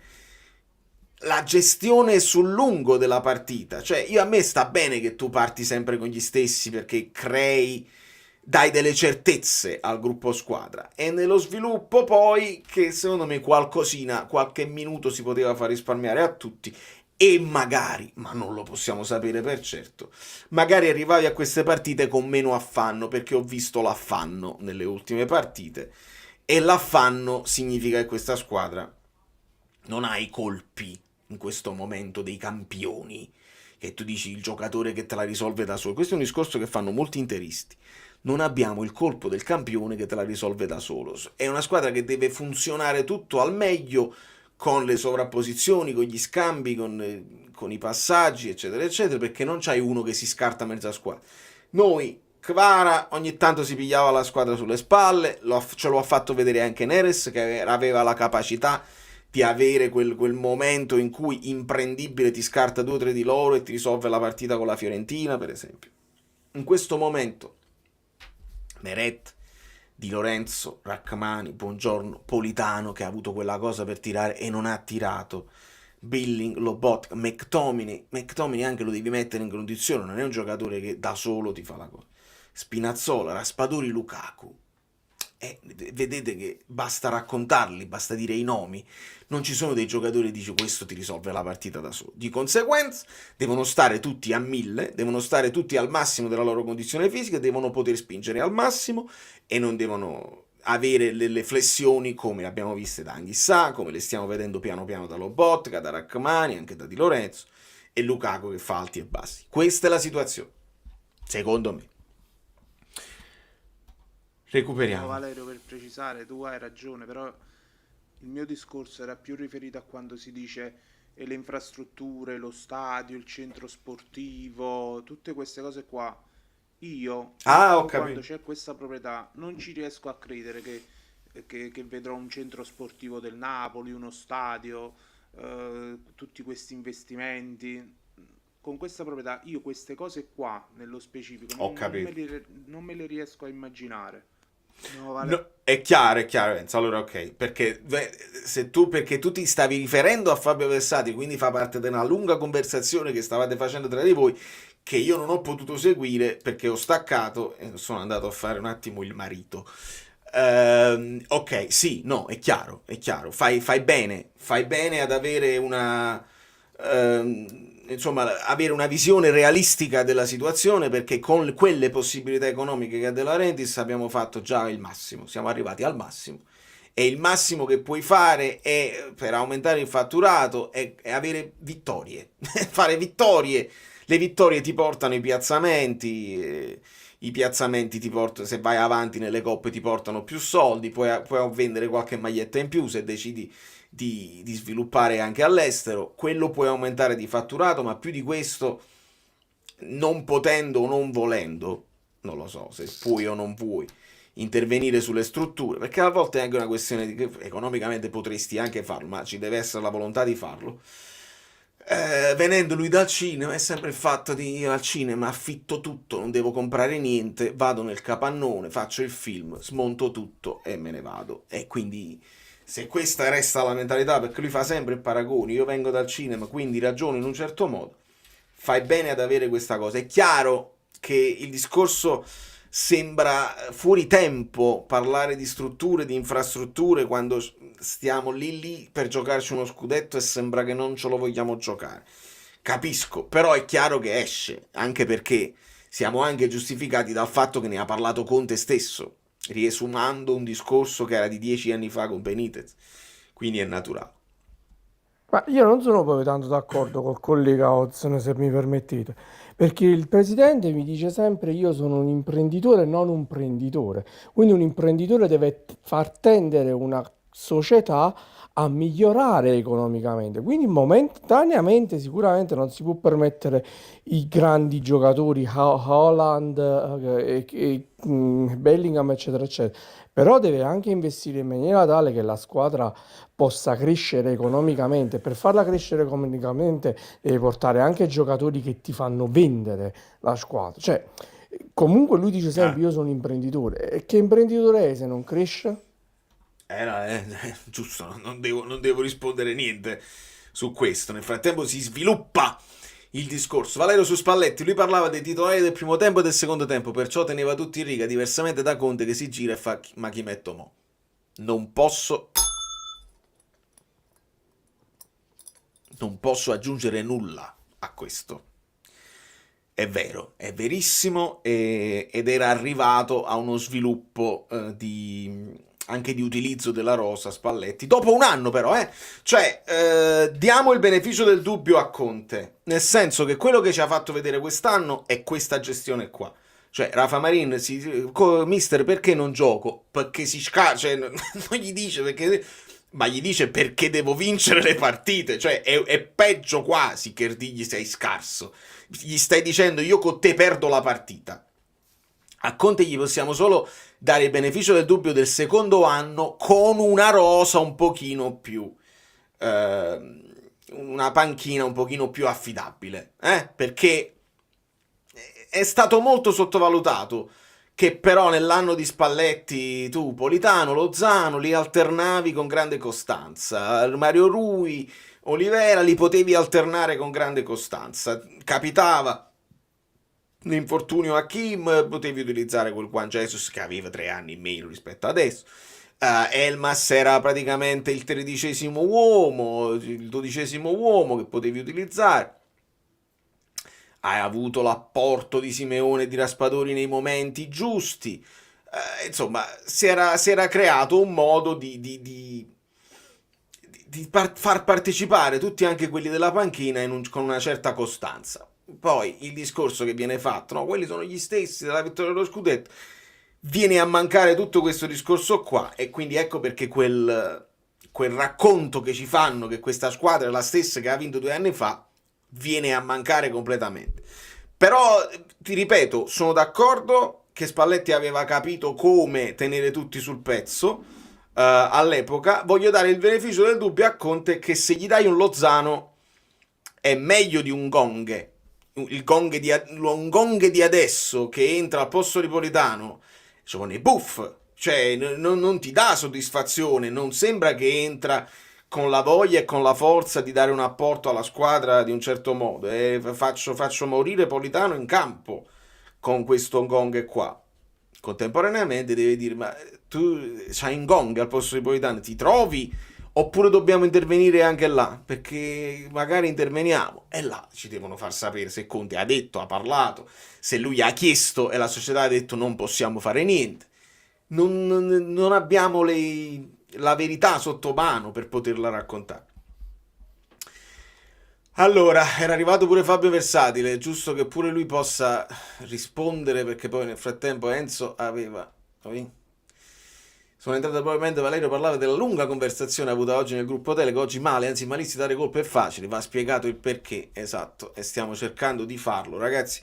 Questo è un po' del claim del canale, ricordate, no? Sfogare, divertirsi, mettere il pelo nell'uovo, cioè mettere un dubbio e fare un racconto alternativo. Questa è l'unica cosa che non facciamo oggi, è divertire. Ogni tanto c'è anche il divertimento, ma c'è lo sfogo, quindi tutti hanno il diritto di sfogarsi e di dire la propria.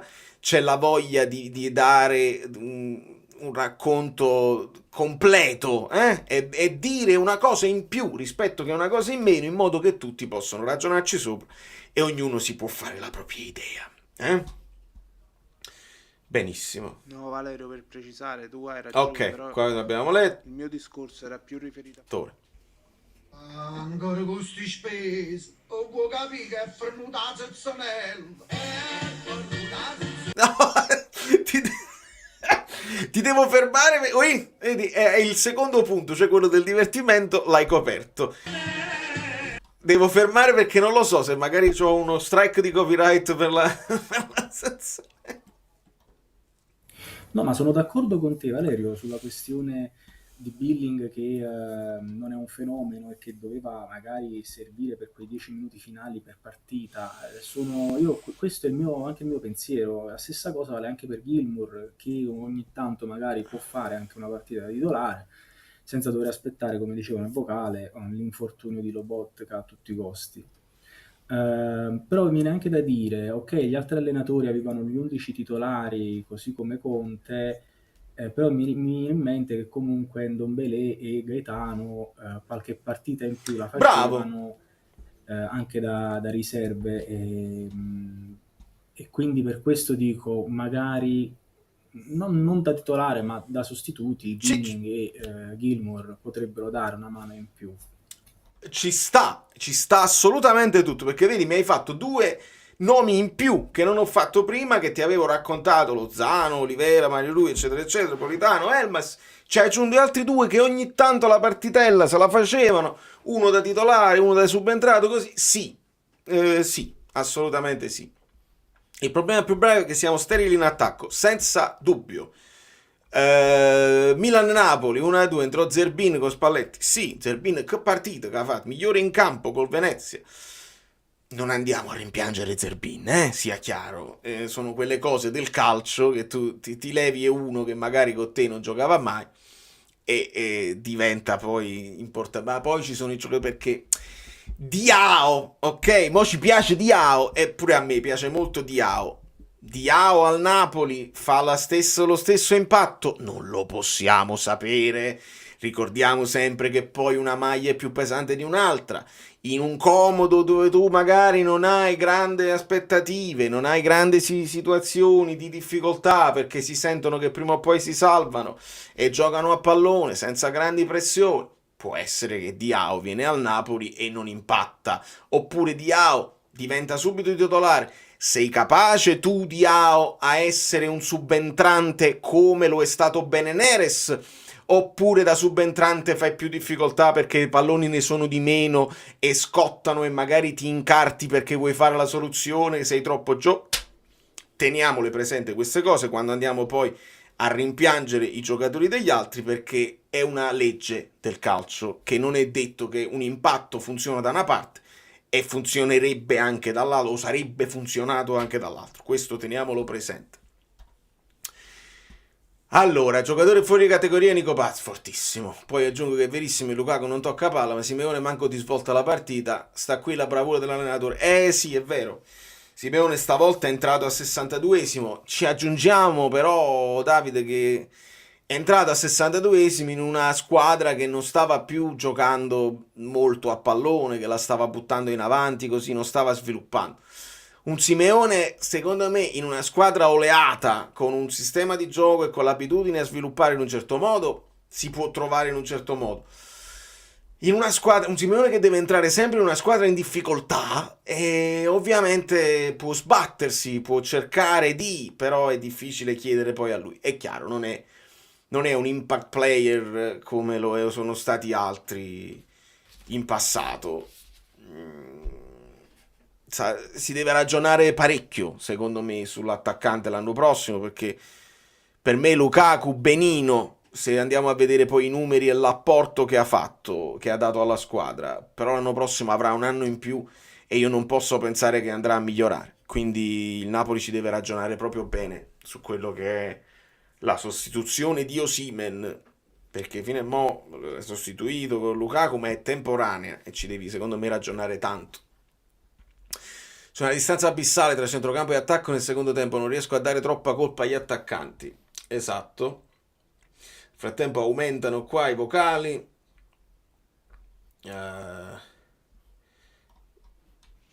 Però Vale, non so se sei d'accordo, quando poi alla fine arrivano queste non vittorie, no? Si finisce sempre per riparlare del mercato, degli errori fatti, eccetera, perché fondamentalmente non sono discorsi che secondo me si possono scindere del tutto. Cioè, tu arrivi ad analizzare una serie di cose durante le partite, per esempio, una su tutte, il fatto che la rosa sia stanca e che quindi c'è stata una cattiva gestione e non sei riuscito poi nel mercato a metterci una pezza. Però nello stesso tempo credo non sia nemmeno giusto ridurre del tutto l'analisi della partita sul tornare sempre sugli stessi punti, perché oggettivamente anche nella partita di oggi, con questi che hai a disposizione, perché poi, sai, si fa sempre il discorso dicendo ma possibile che ci vuole un fenomeno per battere il Como? No, non ci vuole un fenomeno, però ci sono anche squadre più piccole che se giocano bene e tu sei in difficoltà ci resti.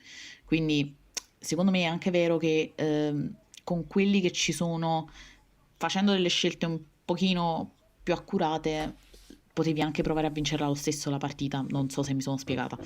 Sì, ti sei spiegata e non ci devo aggiungere molto. È stata bella molto. Zezzanella editore Falanga. Comunque, se prendi Conte per fare impact win, non il beneficio del dubbio del secondo anno, vediamo cosa fa, perché Conte la sua storia lo dice, qua parliamo sempre di storie che prende le squadre in difficoltà, le fa salire, la storia dice che lui è allergico al doppio confronto, quindi quest'anno si doveva provare a vincere, l'anno prossimo non ci pensare proprio, perché il Milan non sarà questo, la Juve non sarà questa, Roma e Lazio stanno salendo perché le proprietà sembrano aver ingranato magari giocatori e diciamo, chiamiamolo progetto, la Fiorentina sta spendendo, quindi era questa l'Atalanta che te lo dica a fare, quindi era quest'anno che si doveva provare a vincere subito, altrimenti l'Instant Team che hai fatto credere che stavi facendo a giugno prendendo McTominay dalla Premier eccetera eccetera eccetera, lo hai smontato puntualmente dopo 6 mesi, perché evidentemente Conte ti avrà fatto anche lui qualcosa come è successo in passato con Spalletti, con Benitez, Ancelotti eccetera eccetera. Chi vuole vincere con ADL sa fa male sportivamente. Sì, allora il problema è uno. È stata bella la Zazzanella. Ok, perché sento dei... Ah, ecco, sentivo una presenza. E allora mi posso spostare. Mi posso spostare da questa parte perché se mi sposto però devo farlo bene. Che a un certo punto ho sentito un'aura. Sei sbarbato. Ah, non sento niente. Fermo.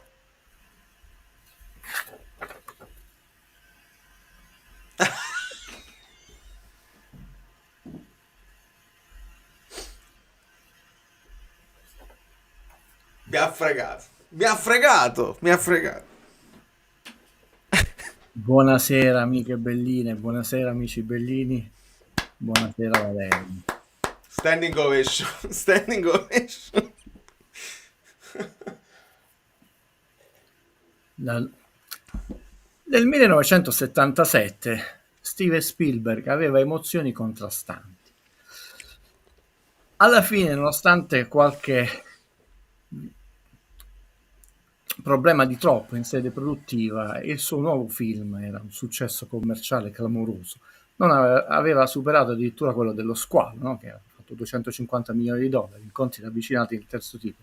Ha sfondato 277 milioni di dollari, a punto tale che poi gli chiesero di fare una nuova edizione per l'agosto dell'anno successivo, dove aggiunse alcune scene. Ma perché aveva sentimenti contrastanti? Perché non gli volevano far realizzare il film sul suo personaggio, uno dei suoi personaggi preferiti. Ha sempre desiderato Spielberg di dirigere un film su 007.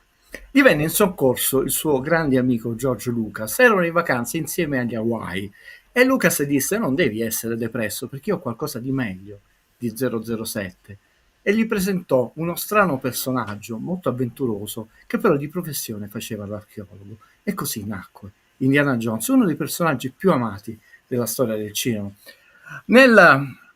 Alla fine degli anni '80 si conclude una delle trilogie più belle, Indiana Jones e l'ultima crociata, e il cerchio si chiude, perché non è solo un film che restituisce quell'idea avventurosa del cinema che Lucas aveva immaginato, quello che del sabato pomeriggio, ma perché aggiunge a quest'idea di avventura un po' esoterica, misteriosa, eccetera, anche un rapporto tra padre e figlio. E chi è il papà di Harry Jones Jr., se non lo 007 in persona, Mr. Sean Connery? E in una scena di Indiana Jones, dove la fanno franca per l'ennesima volta, Sean Connery dice, perché è uno Sean Connery meno James Bond, no? Più studioso: stanno cercando di ucciderci. Lo so, papà, è una nuova esperienza per me.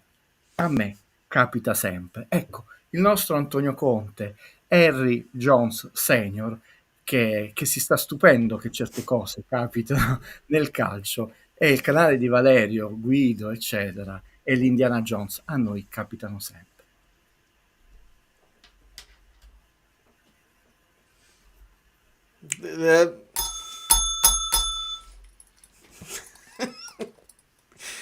Non ho... perché veramente questa arriva poi dopo, vi arriverà dopo. Il tutto arriverà dopo, e se ci ragionate, se la community ci ragiona, il fatto di avere Guido, poi è un caso che Guido ne capisca anche di calcio, ma perché noi spesso ci troviamo a parlare dell'imprenditore ADL che viene dal cinema non vi rendete conto alle volte della fortuna che abbiamo. Andiamo avanti. Guido, allora io sono sereno, da youtuber sono sereno perché non ho detto stronzate negli anni, da tifoso sono un po' avvilito perché speravo di poter accorciare i tempi, però come tu hai detto bene, in qualche modo stanno cercando di uccidere Nuncha Cirenisciù, vedi come è perfetto. Che vuoi fare tu? Io ho preparato un po' di cose che sicuramente sono a disposizione prima degli altri, poi di Valerio. Non costa niente rubare, Valerio, il lavoro delle altre persone. Si diceva una frase di un film. Ci sono però delle ripetizioni un po' pericolose. Nella stagione 2015-2016 il Napoli è in testa alla classifica al girone di andata, rimane in testa alla classifica. Sai quando perderà la testa della classifica? Chiaramente il gol di Zaza, che doveva essere squalificato per più di un turno per quell'entrata criminale, Allegri sbottò. Sappiamo che Allegri sbottava in conferenza stampa, intervenne addirittura Marotta che lo placò, ha detto lascia fare a noi adulti le cose, prese su una sola giornata. Era la 25esima giornata, il Napoli non andò più in testa e perse il campionato. Nella stagione 2017-2018 il Napoli andò in testa al campionato dalla prima giornata fino alla 27esima, la famosa partita con la Roma, e poi lo scudetto l'ha perso. Oggi è la 26esima. Siccome poi si strumentalizzano i numeri, che fa comodo, io non li sto strumentalizzando, però dobbiamo cercare di capire perché certe cose capitano. Io non ho risposte certe, cerco di studiare quella che è la storia, i numeri, ma non posso, perché Catone il censore si è incarnato nella figura di Valerio. Per esempio ho detto una parola che non posso dire, è storie, quindi non la posso dire, mi autocensuro. Quindi alla 26esima perdiamo la testa della classifica, perché ci possono essere tante risposte. Uno schemino, vediamo se lo prendiamo subito, che mi ha fatto un po' sorridere, perché poi mi devo inventare qualcosa di nuovo, perché hanno fatto arrabbiare Valerio. Noi qua siamo per imparare, per discutere, per capire, per anche un po' per divertirci. E questa non se l'aspetta nessuno. Fammelo aprire, lo metto ovviamente sullo schermo, lo ingrandisco. C'è della live in questo supporto. Nel frattempo ringrazio Carlo Miele, che ringrazia te, Grido, grazie di esistere qui, di essere qui immenso come sempre. Allora, grazie a voi. Carlo Miele, dolcissimo. C'è della volgarità non in questa live e noi non lo siamo. Vai Valerio, è una sorpresa. Ok. Ovviamente lo vedremo nelle trasmissioni senza essere citati, ci faremo una gran risata.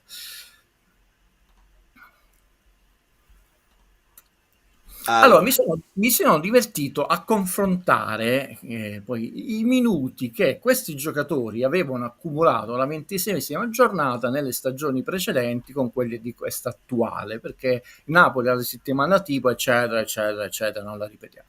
Vediamo che Anghissà ha già molti minuti in più rispetto alle stagioni precedenti, tra Coppa d'Africa, infortuni e qualche rotazione. Di Lorenzo è costante nella sua roboticità, lo sappiamo. Lobotka ha avuto un infortunio quest'anno, quindi un po' in meno. Quelli che erano interessanti, secondo me, erano i minuti di Politano, perché Politano non è mai stato il titolarissimo della fascia, e ha molti più minuti già degli anni passati.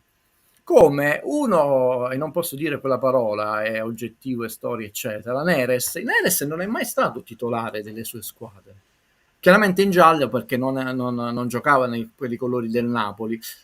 Spinazzola ebbe anche un grave infortunio al tendine d'Achille, è giusto ricordarlo. E poi nella parte bassa vi potete divertire a vedere i minuti dal 2024 al 2025 fino alla 26esima giornata, a conclusione del campionato, alla 38esima giornata. Vedete che Olivera sta quasi per concludere i minuti delle stagioni precedenti, e Politano, tra l'altro l'anno scorso non fu una buona stagione, no? È sempre colpa di Garcia.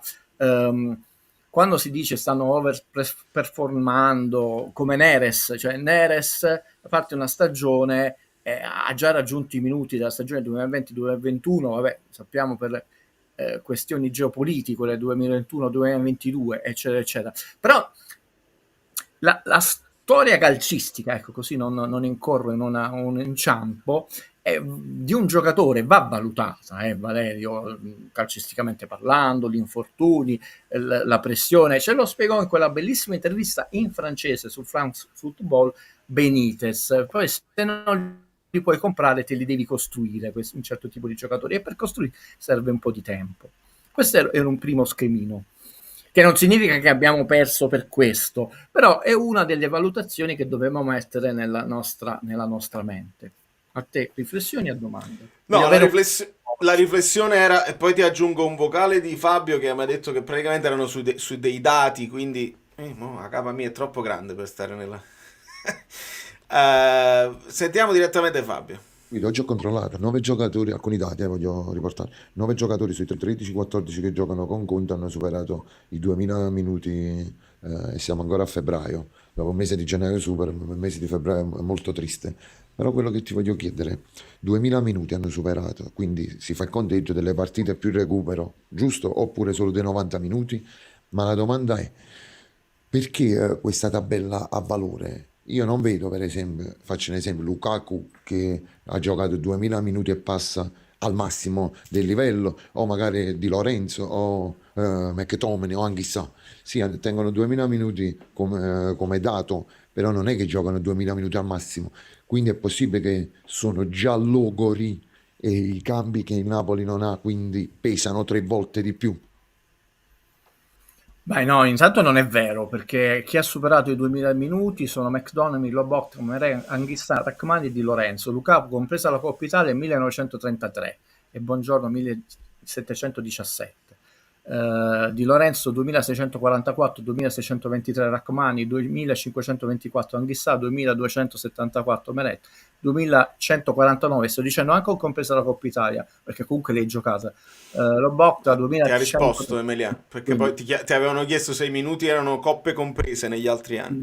No, quello ho detto solo di campionato, perché Ok. la cosa giochiamo ogni la settimana tipo, Esatto. che non posso più ascoltare perché mi viene l'articaria. Sappiate che Valerio mi ha cazziato la volta quando si stava facendo in diretta, non è che rivedere le cose della Coppa. Okay.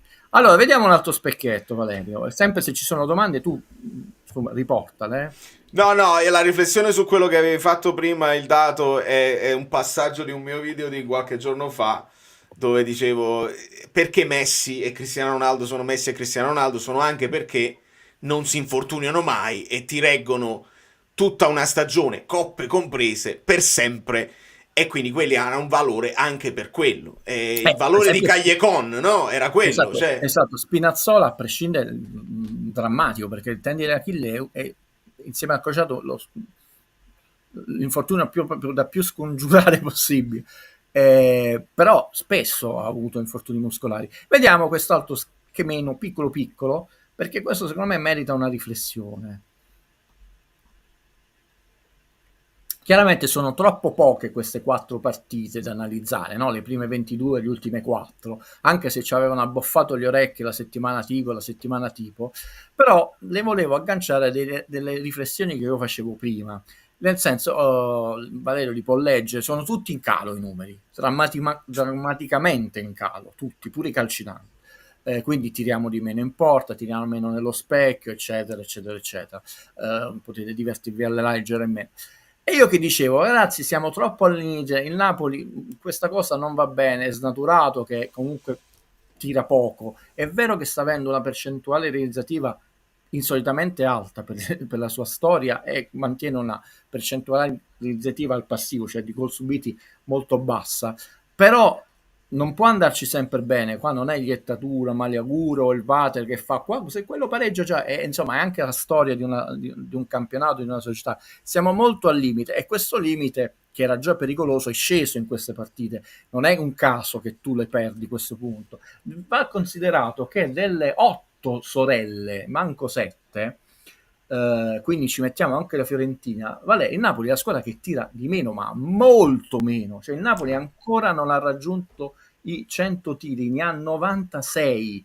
Allora, per darti un ordine di grandezza, nella stagione 2020-2021 il Napoli ha concluso 619 tiri, 281 nello specchio, cioè Marte rispetto adesso. Stagione successiva 579, 201, stagione successiva 615, 223, comunque abbiamo sempre superato i 200. L'anno scorso 648 non nello specchio, 207. Vale, noi dovremmo passare a una media adesso di 3,69 tiri a partita a 8,6 per raggiungere i 200 tiri a partita, che sarebbe il risultato peggiore degli ultimi 5 anni. Questo per farti capire quanto stiamo andando male e quanto questa classifica è nobile con questi numeri. Ok, cioè per darti un ordine di grandezza, la Juve, che ha sempre tirato meno di noi, e quindi questo non è un termine di paragone lusinghiero, perché loro servono a 130 tiri rispetto ai 96. Inter e Atalanta le vedi con il cannocchiale, 148 nello specchio, 139, eccetera eccetera. Quindi appena questo dato è sceso è salito tra l'altro pure i tiri al passivo da 2,72 a 3,55, non è poco, abbiamo preso dei gol e abbiamo perso dei punti. Tanto è vero, aspetta che preparo l'altro schemino, domande comunque se ci sono. Domanda, i meno tiri sono da imputare a un reparto offensivo, tra virgolette, scarso negli uomini, o c'è altro? Allora, colleghiamoci con la partita di oggi, perché insomma, divertiamoci a anticipare alcune cose che poi Valerio sviscererà in maniera ancora più precisa sicuramente. Tu trovi delle similitudini? Secondo me sì, ad esempio un primo tempo dove sei riuscito a pressare alta la Roma, hai avuto il pallino del gioco, eccetera. Sì, ma hai prodotto poco. Perché si dirà un grande primo tempo, che poi non è così, perché gli ultimi 10 minuti del primo tempo già il Napoli si era un po' adagiato. No, sembra il discorso facile, i portieri avversari sono stati migliori in campo? No. Quindi è vero che le prestati alti, tutte queste cose, una buona riconquista del pallone, però a prescindere dall'autogol, anche sul fatto sull'1-1, tu hai fatto un gol su un gravissimo errore loro difensivo, che ti hanno regalato palla sulla tre quarti e Raspadori è andato a piazzarla in maniera molto fredda, ma non è che tu ci hai dovuto fare gli straordinari, portieri incredibili, fallacci, difesa, sì, tutta quella pressione ha prodotto pochissimo. Ricordiamoci che poi il secondo tempo con la Roma mi sembra 0,03 di XG, e il secondo tempo è di nuovo una pressione fisica, è una pressione psicologica, legandola al passato. Geneticamente questa squadra, quando si tratta che lo puoi vincere lo scudetto, boom, lo perde. È successo con Sarri, quando Spalletti, non so se segui Valerio e Guido, dice andiamo sopra di tutti, freghiamocene, ha detto dobbiamo stravincerlo. Può essere, nel senso che è anche un fatto mentale, perché poi ci diranno non è un fatto fisico, però intanto abbiamo visto che ci sono dei giocatori che ad oggi hanno più minuti di quanto hanno accumulato in tutto il campionato, è un dato. Quindi ci può essere un logorio fisico, maggiore brillantezza, sì, ci può essere che psicologicamente, è un discorso molto raffinato che facevamo privatamente con Valerio e gli amici della Setta Oscura, psicologicamente manifestare paura all'avversario gli dà coraggio. È un fatto, certo. Ragazzi, non è una balla. Noi facciamo un discorso molto raffinato legandolo anche agli esperimenti che si fanno alla NASA, eccetera, però non vogliamo annoiarmi, se no vi disiscrivete. Non è il messaggio che tu vati a parte dato al campionato, tu c'hai il giocatore più forte del campionato a gennaio, psicologicamente non è una cosa buona. Prendi uno che il Milan, insomma, era più famoso in questo periodo nei locali notturni che per gol e assist, psicologicamente non è un buon messaggio. Anche i tuoi stessi giocatori può essere un elemento di valutazione, non sto dicendo che è quello al 100%, ma aggiungiamo anche questo, è un elemento valutazione. Perché? Aspetta che preparo uno schemino, sto andando forse anche troppo veloce, bloccami, vai. No, è ottimo. Nel frattempo che prendi lo schemino c'è questa domanda: fino a quanto ci porteremo strascichi dell'anno scorso? Rinnovo di Osi che ci ha rovinato il mercato estivo, Cavara gestito male che sei stato costretto a venderlo, tanti esuberi eccetera. No, ma ci sono problemi nuovi. Voi mi state ancora legando che io segretamente ho detto Houston abbiamo un problema. secondo me già un paio di mesi fa, quando Conte disse delle cose. Quindi io aggiungerei, giusto per farlo graficamente, mi piace molto quando Valerio fa graficamente le cose, perché è anche così non lo capiscono determinati personaggi, pur prendendoci. Hanno preso pure la classifica Guido, Vale, però non la capiscono. Non la sanno dire. No, non hanno capito la gravità di siamo a 2 e l'Inter più 5, molto male. Si racconta, no? La preparazione di Conti, la squadra corre di più, vedi là, eccetera. Chiaramente sono 2 specchietti assolutamente uguali, simmetrici, ma mettendo proprio i minuti in cui abbiamo subito il gol, forse è ancora più chiaro. Comunque dal primo al 30° minuto, dal 31esimo al 60esimo, dal 61esimo al 90esimo, credo che sia una leggenda anche abbastanza intuitiva. In queste ultime partite, noi abbiamo segnato un solo gol, quelli in verde sono quelli che facciamo noi, quelli in arancione quelli che subiamo, sempre per rendere più chiara la leggenda. Abbiamo segnato un solo gol dal 60esimo in poi, che tra l'altro è un autogol, in queste 4 partite. In compenso ne abbiamo presi 3, e non nell'ultima mezz'ora, nell'ultimo quarto d'ora. È un caso? Non lo so.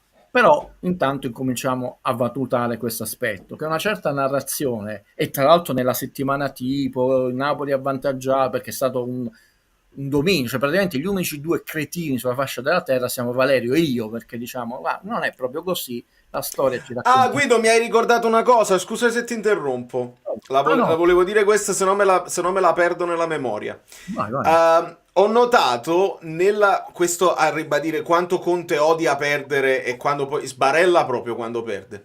Nella conferenza di oggi, lui, certi discorsi che aveva fatto post Roma, Udinese e Lazio, li ha rivalutati, perché ha detto però ci siamo fatti riprendere sempre così. È come se rispetto poi mantiene il pareggio. Quando arriva la sconfitta, anche Conte ha sottolineato che questo è un problema.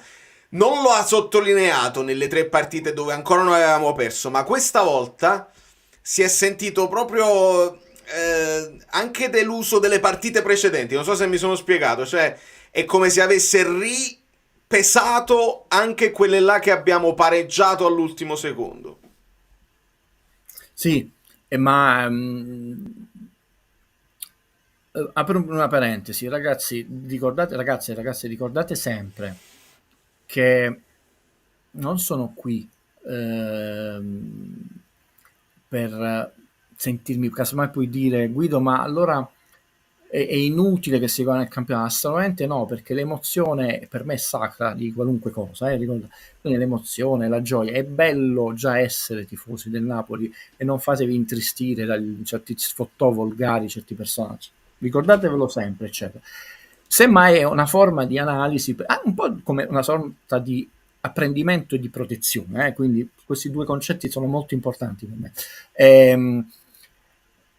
Perché vi dico questo? Perché si è avuta l'impressione, la mia è solo un'impressione, non sono il Vate, non ho verità storiche, che non ci crede più. E ve l'ho detto 2 o 3 conferenze fa, ho detto Conte, ho detto no, Vale, non ci crede più, abdicato, e sarà un altro piccolo elemento, poi possono essere tante le ragioni per cui in 4 partite abbiamo fatto 3 punti, però sì, è cambiata una certa dialettica nelle conferenze, e non solo perché casomai le domande non hanno un certo sprint, cioè. I numeri non sono tutto, però non li puoi neanche ignorare. Vediamo sempre questo specchietto che io aggiorno, che diciamo che non ha mai vinto uno scudetto una squadra che ha solo 1,6 gol a partita, cioè, non è che ti puoi appellare all'eccezione che fa la regola, cioè, tra l'altro non riusciamo ad alzare 1,64, 65, 66 di 9,62 eccetera. Sta scendendo perché 2,58, 2,48 dell'Inter era mostruosa, però siamo sempre in quella soglia che intorno ai 2 lo puoi vincere, e quindi troppe eccezioni noi dobbiamo, dice qua sarebbe un'eccezione, qua sarebbe un'eccezione, già siamo arrivati a 4 sconfitte e la media è 3,44, diciamo 5 è successo delle volte che una squadra ha vinto scudetto con 5 sconfitte. La cosa che è preoccupante, ce l'hanno copiata, l'hanno citata di colpo, lo sapevo che prima o poi doveva succedere la classifica Guido. Il Napoli ha una sola partita per poter incrementare i punti tra l'andata e il ritorno, ed è proprio Napoli-Inter. Poi sono tutte partite che ha vinto, ragazzi, questo è un dato molto preoccupante. L'Inter ha la partita col Napoli, la partita col Monza, dove pareggiò, e la partita col Bologna, c'ha 3 partite ancora dove può che dici Guido, ma può perdere dei punti, certo, ma intanto ha più 5 e ha 3 partite dove può aumentare la classifica Guido. E secondo me il Napoli andrà, spero, solo a -2 sulla classifica, e l'Inter può vincerlo con un +3, eccetera, il che ti fa girare le scatole, che dici bastava un poco di più, visto che mi sa che non si vince al 93-94, forse si vince 87, se l'Inter è costretta a 89, cioè non è una cosa impossibile. Noi non ce li abbiamo 80 punti nelle gambe, sarebbe già un miracolo. Però io seguo determinati criteri storici statistici che per me stesso, perché poi non mi danno nessun vantaggio né economico, né di carriera, né di vanto, né sono contento. Se il Napoli vince lo scudetto io andrò o a Londra o a New York a festeggiare, non me ne frega niente. Poi dice avevi torto, quindi sappiate che io sarò per una volta berrò con questi bravi ragazzi, sia Valerio o Tore, quindi non ho nessun problema. Però sono dei criteri che cioè per me stesso premesso che non mi danno nessuna soddisfazione, è un fatto mio intellettuale, siccome funzionano li raffino. Chiusa questa. Saluto Valerio Wotto che si è iscritto da poco, e l'Inter a Mkhitaryan ne sente da ammonizioni. Io lo ripeto spesso, quando Guido insomma dice delle cose rivedete il mio editoriale. Nel senso, esatto, perché si tengono presente anche queste cose qua, e purtroppo gli esempi sono uno dietro l'altro, e l'abbiamo storicamente, ragazzi. Sapete perché io sono, Guido, lo dico anche a te, perché io sono amareggiato, pur essendo consapevole che siamo già andati oltre quelle che sono le nostre possibilità, perché lo sfizio di vincere un campionato punto a punto io lo volevo provare. Invece abbiamo provato la grandissima soddisfazione di vincerne uno per distacco, però punto a punto sarebbe stato emozionante, un percorso, sai, a ostacoli, un safari, e invece punto a punto diventa troppo difficile. È anche una forma di apprendimento, no? Perché così impari a fare una cosa, diciamo, che negli ultimi anni non sai fare. Però ti devi anche domandare di quegli elementi calcistici, extracalcistici, di bilancio, eccetera, eccetera, di stampa, che possono servire o che contribuiscono a vincere lo scudetto, anche soprattutto punto a punto, quali hai messo in essere? Fammi rispondere a Dario. Allora, parlo al passato, errore mio. È chiaro, vinciamo con l'Inter e ritorniamo tutti quanti sul carro e cavalchiamo fino alla fine. Volontariamente, amico mio, io il pensiero ce l'ho tolto con l'Udinese. Perché accetto quello con la Roma, accetto con la Lazio perché Diaci deve segnare sempre, però con l'Udinese io il pensiero ce l'ho tolto. E sai perché? Perché preferisco che ce l'ho tolto e ricordo a tutta la community che comunque andare in Champions è una grande cosa rispetto a quello che abbiamo fatto l'anno scorso, e perché se arriva il di più, cioè se arriva terzo, secondo o primo, esplodiamo di gioia e faccio più visualizzazioni, ma ad oggi per la mia sanità mentale io devo toglierci un attimo il pensiero. Non siamo più primi, l'Inter deve volare e volerà. Capiscimi, penso che mi possiate capire. Guido, vedo un altro schemetto.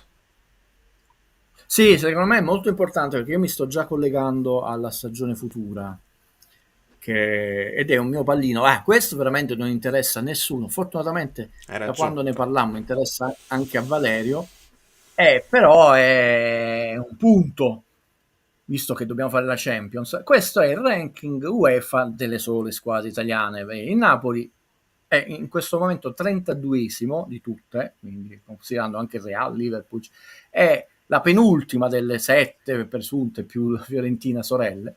Questi sono i punti totali, i punti 20-21, perché l'anno prossimo, nelle nuove coppe, questi punti si scalano.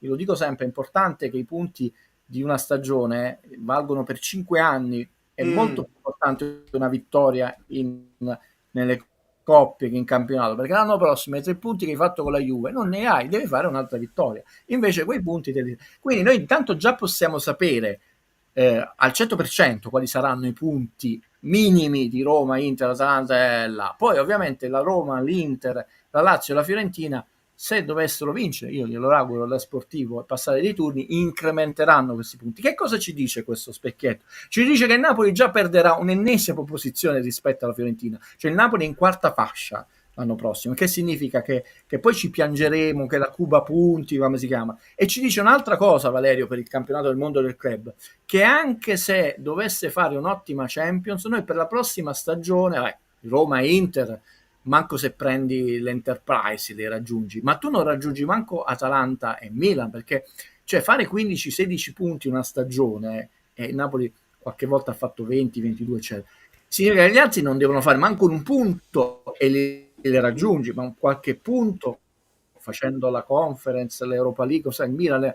Quindi è un dazio quando ancora il Vate, l'Istituto Luce e tutti sono contenti. È meglio che non abbiamo fatto la Conference. Io dicevo ma no, io voglio farle le coppe per una questione di marketing, di prestigio e di ranking. Ecco, preparatevi che l'anno prossimo non voglio sentire nel canale di Valerio, dalle altre parti non me ne frega niente, se uno ha un orizzonte culturale più piccolo di niente, non piangete.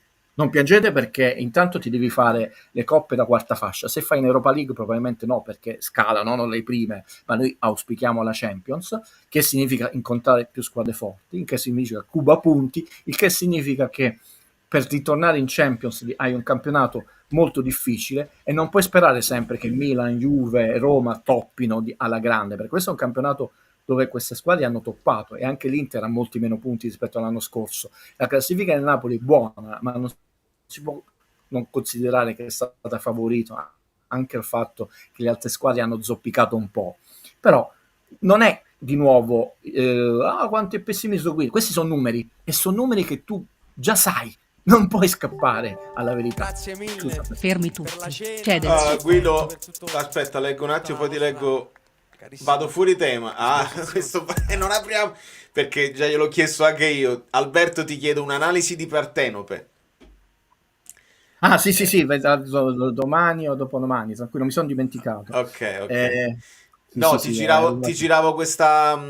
Grazie Alberto. Ti giravo questa considerazione di Mario, che diceva: come è fatto il sorteggio della Champions, cioè della nuova Champions, le fasce contano di meno. Non è però diciamo intanto le cose possono cambiare. Insomma, a me non fa piacere che siamo diventati 32esimi, ragazzi. Detto è una vabbè, diciamo che hai ragione. È il campionato del mondo per club? Quello è tutto da capire. Ma intanto sei indietro tutte, non più indietro solo che era il Milan e la Juve da raggiungere, sei proprio indietro a tutte.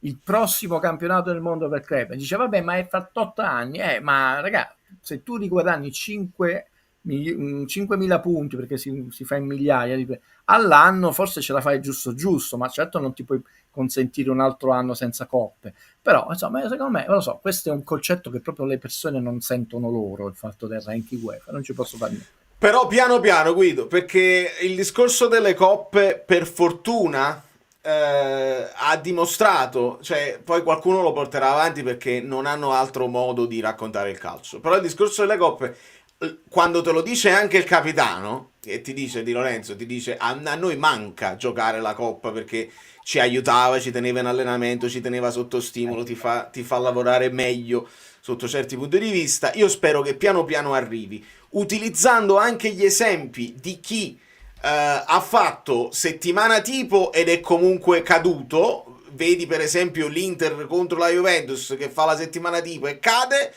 mentre le altre che facevano settimana tipo comunque hanno utilizzato le coppe, sono uscite, ma con le coppe hanno trovato il risultato. Cioè non c'è una correlazione immediata e matematica del fatto che non fai le coppe e fai più punti in campionato. Non c'è, non esiste, lo abbiamo sviluppato, lo abbiamo fatto vedere con i numeri, non lo possiamo far vedere tutte le volte, se no ci prendono per pazzi, però seguiteci, è meglio farle, ed è meglio farle sempre, ed è meglio andare più avanti possibile. Sì, di nuovo non capisco qual è l'utilità da nessun punto di vista. È anche il fatto che ciascuno di noi ha una professione, no?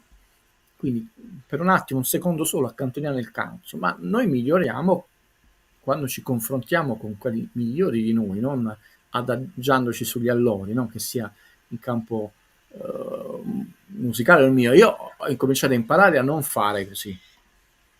Quando vedevo delle cose, ho detto, ecco Guido, non devi fare così. Prima cosa. Poi se vedo uno bravo, ho detto non che gli rubo, perché rubare è una cosa bella, ho detto ti stimolano le idee, oppure vedi, se quello era uno standard alto, se io voglio essere più bravo di lui devo alzare ancora di più, devo rendere ancora più affascinante la divulgazione. Se tu ti confronti con degli attaccanti fortissimi, un difensore cresce di livello, e così per tutti i reparti del campo. Ci sono analogie tra epopea napoletana di Benitez e quella di Conte, cioè un uomo insoddisfatto di una società che tanto promette e poco fa. Perché questa cosa torna per il fatto del centro sportivo, e tra l'altro dovrebbe far pensare, ragazzi, pensate quando nasce un bambino, quando c'era Benitez in famiglia non avevamo Noah e Matteo, e fra un po' fa 5 anni, no? Sono tantissimi, no? Però ho detto, pensate a una persona che ha avuto un bambino quando c'era Benitez e adesso sta per iscriverle, no? Ha fatto tutte le elementari, le medie, cioè uno non sottovaluta. Se non lo racconti così sembra che ieri è successo.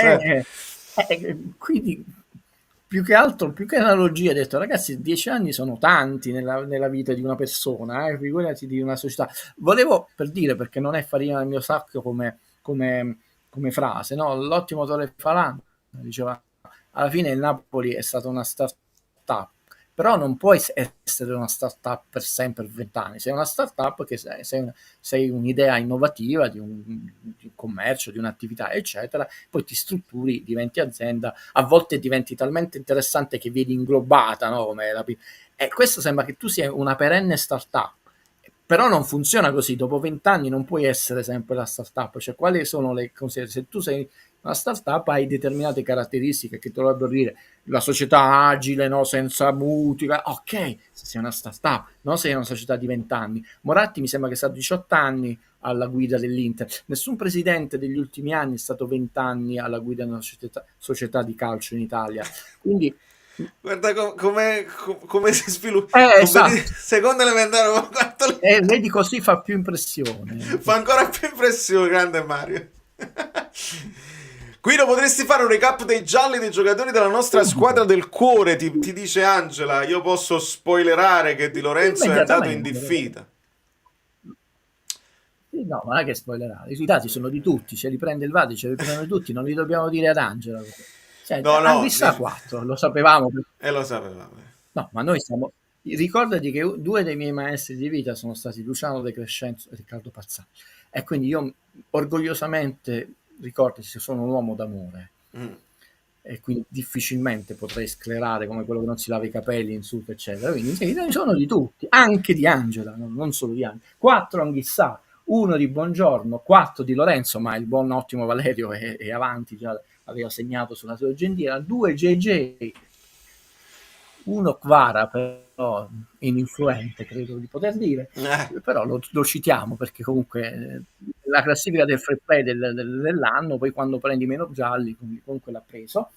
3 Lobo, 1 Lukaku, 2 Mazzocchi, 3 McTominay, 1+1, perché io ce l'ho pure segnato 1+1, perché quella cosa che scoprimo dopo di Neres, Long 1, 2 Olivera, 2 Politano, 1 Raspadori, 2 Rahmani, 1 Simeone e 1 Spinazzola.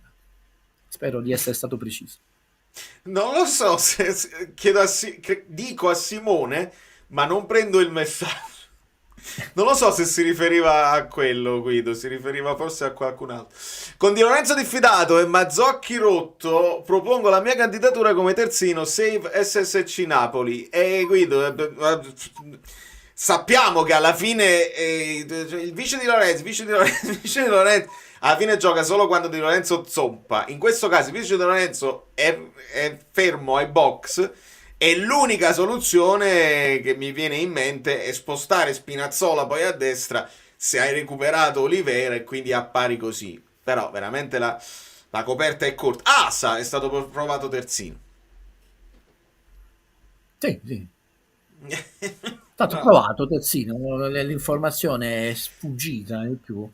Poi non è detto che se il fatto che è stato provato sia anche messo in campo come titolare. Diciamo che io vedrei un'ottima soluzione come vice di Lorenzo.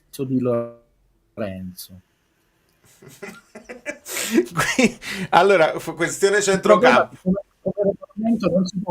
Come regolamento non si può fare, no? Se hai la quinta ammonizione non puoi dire però io sono il vice di me stesso, quindi credo, siccome quest'anno sono successe cose carine, posso dire una cosa rapida. Voi sapete che il campionato adesso è asimmetrico. Sì. Quindi tu non hai che alla quinta avevi affrontato l'Avellino e riaffronti alla quinta di ritorno l'Avellino, per dire. Però c'era una regola che nei vari parametri che venivano mischiati al computer c'era che non potevano passare meno di 8 settimane o 8 giornate prima di raffrontare la stessa squadra. Tu, non so, metti che alla 17ª affrontavi la Roma e alla seconda di ritorno alla Roma non funzionava. Il computer non te lo faceva fare. No, cioè, ci sono dei parametri che sono messi, eccetera. Tranne quando devi recuperare una partita. Per l'Inter ci sono regole tutte sue, però. Una roba incredibile. Guido, argomento centrocampo che secondo me è interessante. Perché si chiede, Giancarlo, perché non gioca Gilmour per far rifiatare un centrocampista, non necessariamente Lobotka, ma anche Lobotka potrebbe rifiatare. Conte ha mollato, forse poco lucido, integro nella domanda, come hai visto Billing? No, io ho ascoltato, non so se per deprimermi o divertirmi, però poi mi sono fatto un po' di passeggiata perché non posso venire da voi depresso per le stupidaggini che ho sentito in qualche trasmissione. Grandissima partita, grandissima, ho visto un po' legnoso.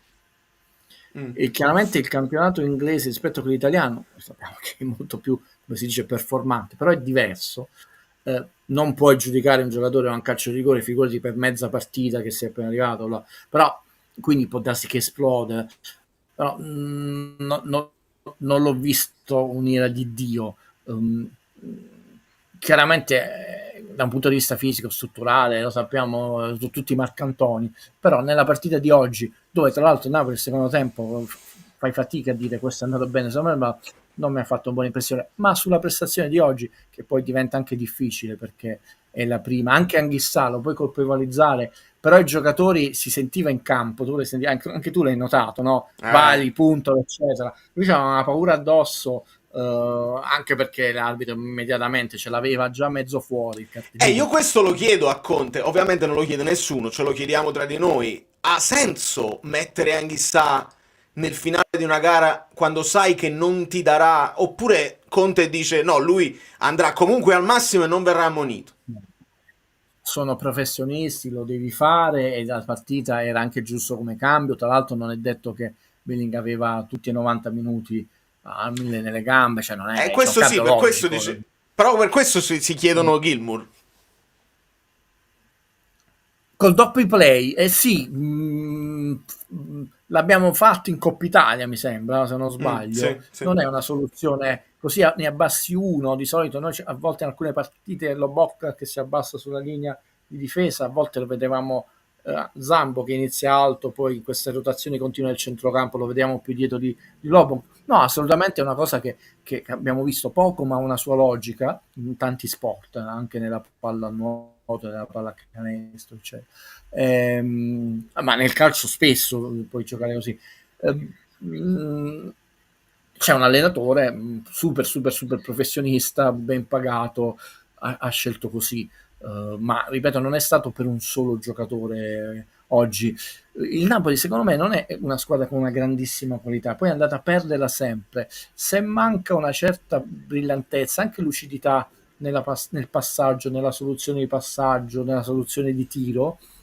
E se è una squadra che ti va a 1000, non facciamo battute, no? La settimana tipo, vedete che non è scontato vincere queste partite. In genere è andata, io vi dicevo, ragazzi, abbiamo fatto molto bene, ma non diamo per scontato che tu hai vinto con tutte le altre, tranne il Verona. È qualcosa di eccezionale, tant'è vero che l'ha fatto solo il Napoli, quindi questa eccezionale adesso non c'è più e la normalità non basta più, anche perché, chiudo, oggi mi sono piaciuto benissimo. Noi ci siamo indeboliti, però le altre squadre, perché esiste solo il vomero, solo le trasmissioni, al di là del vomero, non si valuta quale che può essere l'impatto del mercato, è solo brutto il mercato di gennaio, ma non è vero, perché altre squadre hanno provato a fare qualcosa e forse qualcosa hanno fatto di buono, il Torino, il Como, oltre che la Juve, poi Milan fanno degli inciampi, era tutta colpa di Fonseca o Fonseca ha spogliato il regno, non ha fatto vedere, ha proprio detto, raga, sti giocatori sì, avranno talento eccetera, ma sono ondivaghi. È stato crocifisso in Sala Mensa che manco Fantozzi nei suoi film, bene così, fortunatamente non è un problema nostro, diciamo, anche la situazione ondivaga, diciamo così, del Milan, però la narrazione è, diciamo, distorta anche da altre parti, chiusa questa parentesi. Chiaro, io a volte vedo l'Inter palleggiare in aria e fare tantissime sponde d'1-2, capisco che esistano diversi stili di gioco, ma non riusciamo a palleggiare in modo sicuro se pressati da 4-5 partite.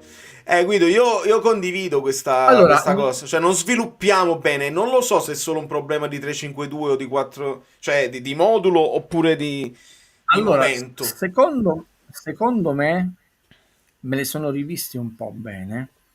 È vero che il Napoli ha fatto bene con ordine in queste partite, però ha pagato dazio in questi cambi di moduli, sistemi di gioco. Tra l'altro Conte ha usato la parola modulo, nonostante istituto luce eccetera se la prendono, quindi mi ha fatto sorridere quando lo dicevo. E l'Inter ha dei meccanismi oliati ormai da tanto tempo, perché prima Conte, poi Inzaghi, sono 4 anni mi sembra che Inzaghi sulla panchina dell'Inter. Poi ripeto, ogni squadra ha un certo tipo di DNA. Noi perdemmo quello scudetto, il secondo, no? Noi facciamo primo, secondo, primo, dopo quello del Milan, l'Inter, ma io me lo ricordo come se fosse, ti potrei dire, non come fa quel personaggio, i minuti, cioè, però come giocava male quell'Inter di Trapattoni, a volte segnava i primi minuti e poi era un catenaccio incredibile, però nell'immaginario ormai era solo l'Inter dei record, perché Trapattoni battette i record di se stesso della Juve. Vabbè, stiamo andando indietro nel tempo, prima che il calcio diventasse industriale, poi finanziario, come è detto.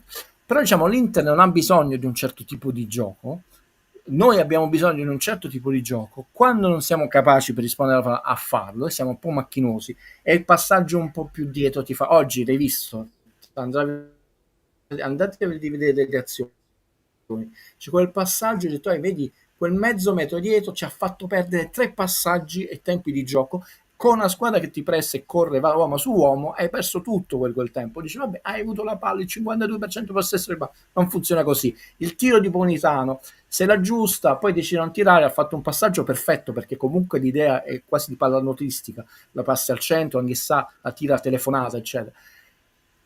Però, per esempio, Cavani fece un gol con il Cesena, dall'altra porta, tirando al volo, il tiro al giro col pallonetto, eccetera, non se la stoppò. È vero, era un 4-1, anche se soffrimmo all'inizio quella partita. La maglietta bianca, mi pare. Sì, bravo, sì. Dice, non è il suo piede. Da un punto di vista del calcolo della percentuale, non puoi dire nulla, perché poi lui ha cercato qualcosa che avesse una percentuale di realizzazione ottimale, no? Addirittura un tiro al centro dell'area. Però hai sempre questo mezzo tocco in più, in tante azioni, vedi Lukaku, eccetera. Da che cosa dipende? Poca qualità, poca mentalità, stanchezza proprio mentale, perché abbiamo pagato questo essere in testa, questo gennaio che è sempre stato scontato. Io dicevo, ragazzi, guardate che il calendario del Napoli, quando me lo sostiene, è bruttissimo, perché nelle prime 12 del gennaio di ritorno affronta tutte le sorelle, compreso il Bologna. Pagherai dazio, che non hai 2 ti riposi, 2, ma tutte di seguito. E un po' di dazio l'abbiamo pagato. Sì, abbiamo vinto quelle partite molto bene, per esempio una partita storica molto difficile, colpo su colpo con l'Atalanta. Però ragazzi, non è il grande Mazinga come quella che spara i missili all'infinito. I missili è come Gundam, finivano nel Gundam. A un certo punto Peter Ray finiva e dice non c'ho più cartucce. Ecco, Hai ragione, Valenti, maglia blu scura, hai ragione tu. Vale, il calcio è Gundam, non è grande Mazinga. Allora, saluto Francesco che dice recupera la live domani. Dico a Davide il nome è Mimmo Carratelli, lo abbiamo più volte. Mimmo Carratelli, non un giornalista. Il giornalista, se vogliamo.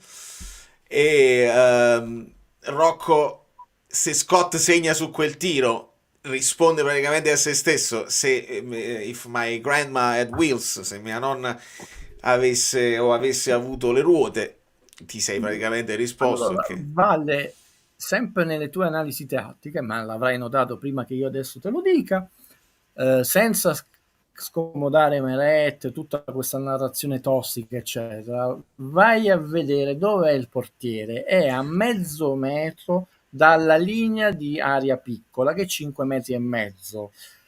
Quindi se tu, perché poi ne abbiamo poche azioni per rivedere, eccetera, lo specchio della porta te lo chiude proprio tanto,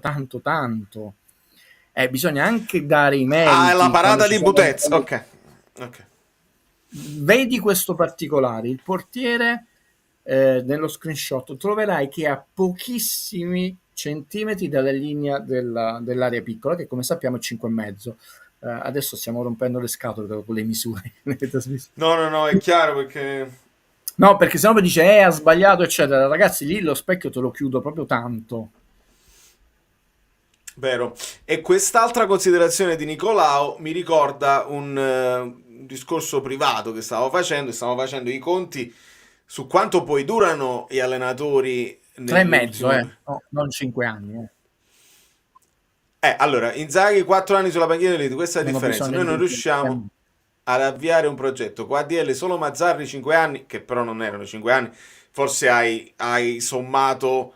No, perché poi mezzo anno ha fatto nell'ultima cosa. Comunque, Sarri 3, il resto 2, si ricomincia sempre. E quindi sì, questo mi ricollego al discorso che vi ho fatto a inizio live, che 3,5. Io voglio costruire. Vale 3,5, non mi ricordo a memoria, subentra a Donadoni, poi fa 3 stagioni, con un terzo, quinto e secondo posto. E poi si sentì arrivato e voleva fare il salto di qualità. Andò all'Inter. No, perché tra 5 e 3,5, 5 sarebbe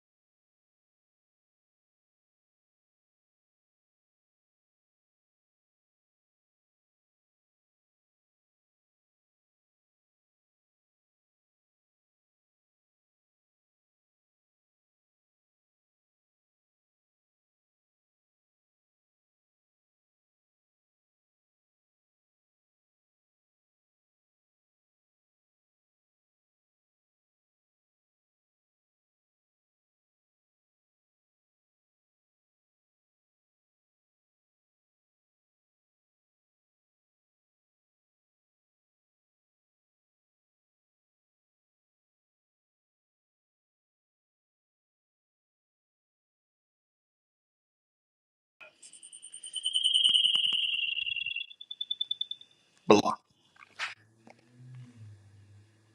Chissà se mi vedono. Puoi controllare? No, lo so, tu sì. Siamo cresciuti troppa saggezza.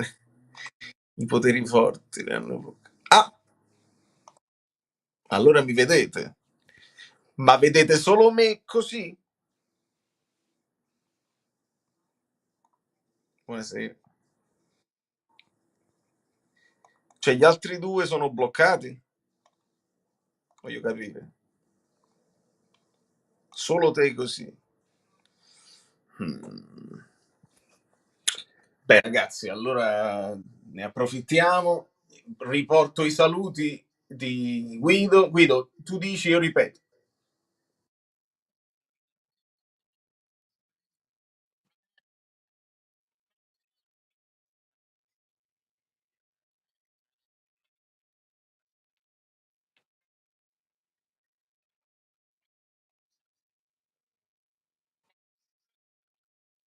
Va bene, quindi il divano è falso. Grazie Guido, grazie a tutta la community per la vostra carissima disposizione. Ancora una volta non si è capito perché questa live deve andare così. Deve andare così. Vi abbraccio, vi bacio e non posso manco lanciare la sigla perché non vedete niente. Sì, è falso il divano, è tutto falso.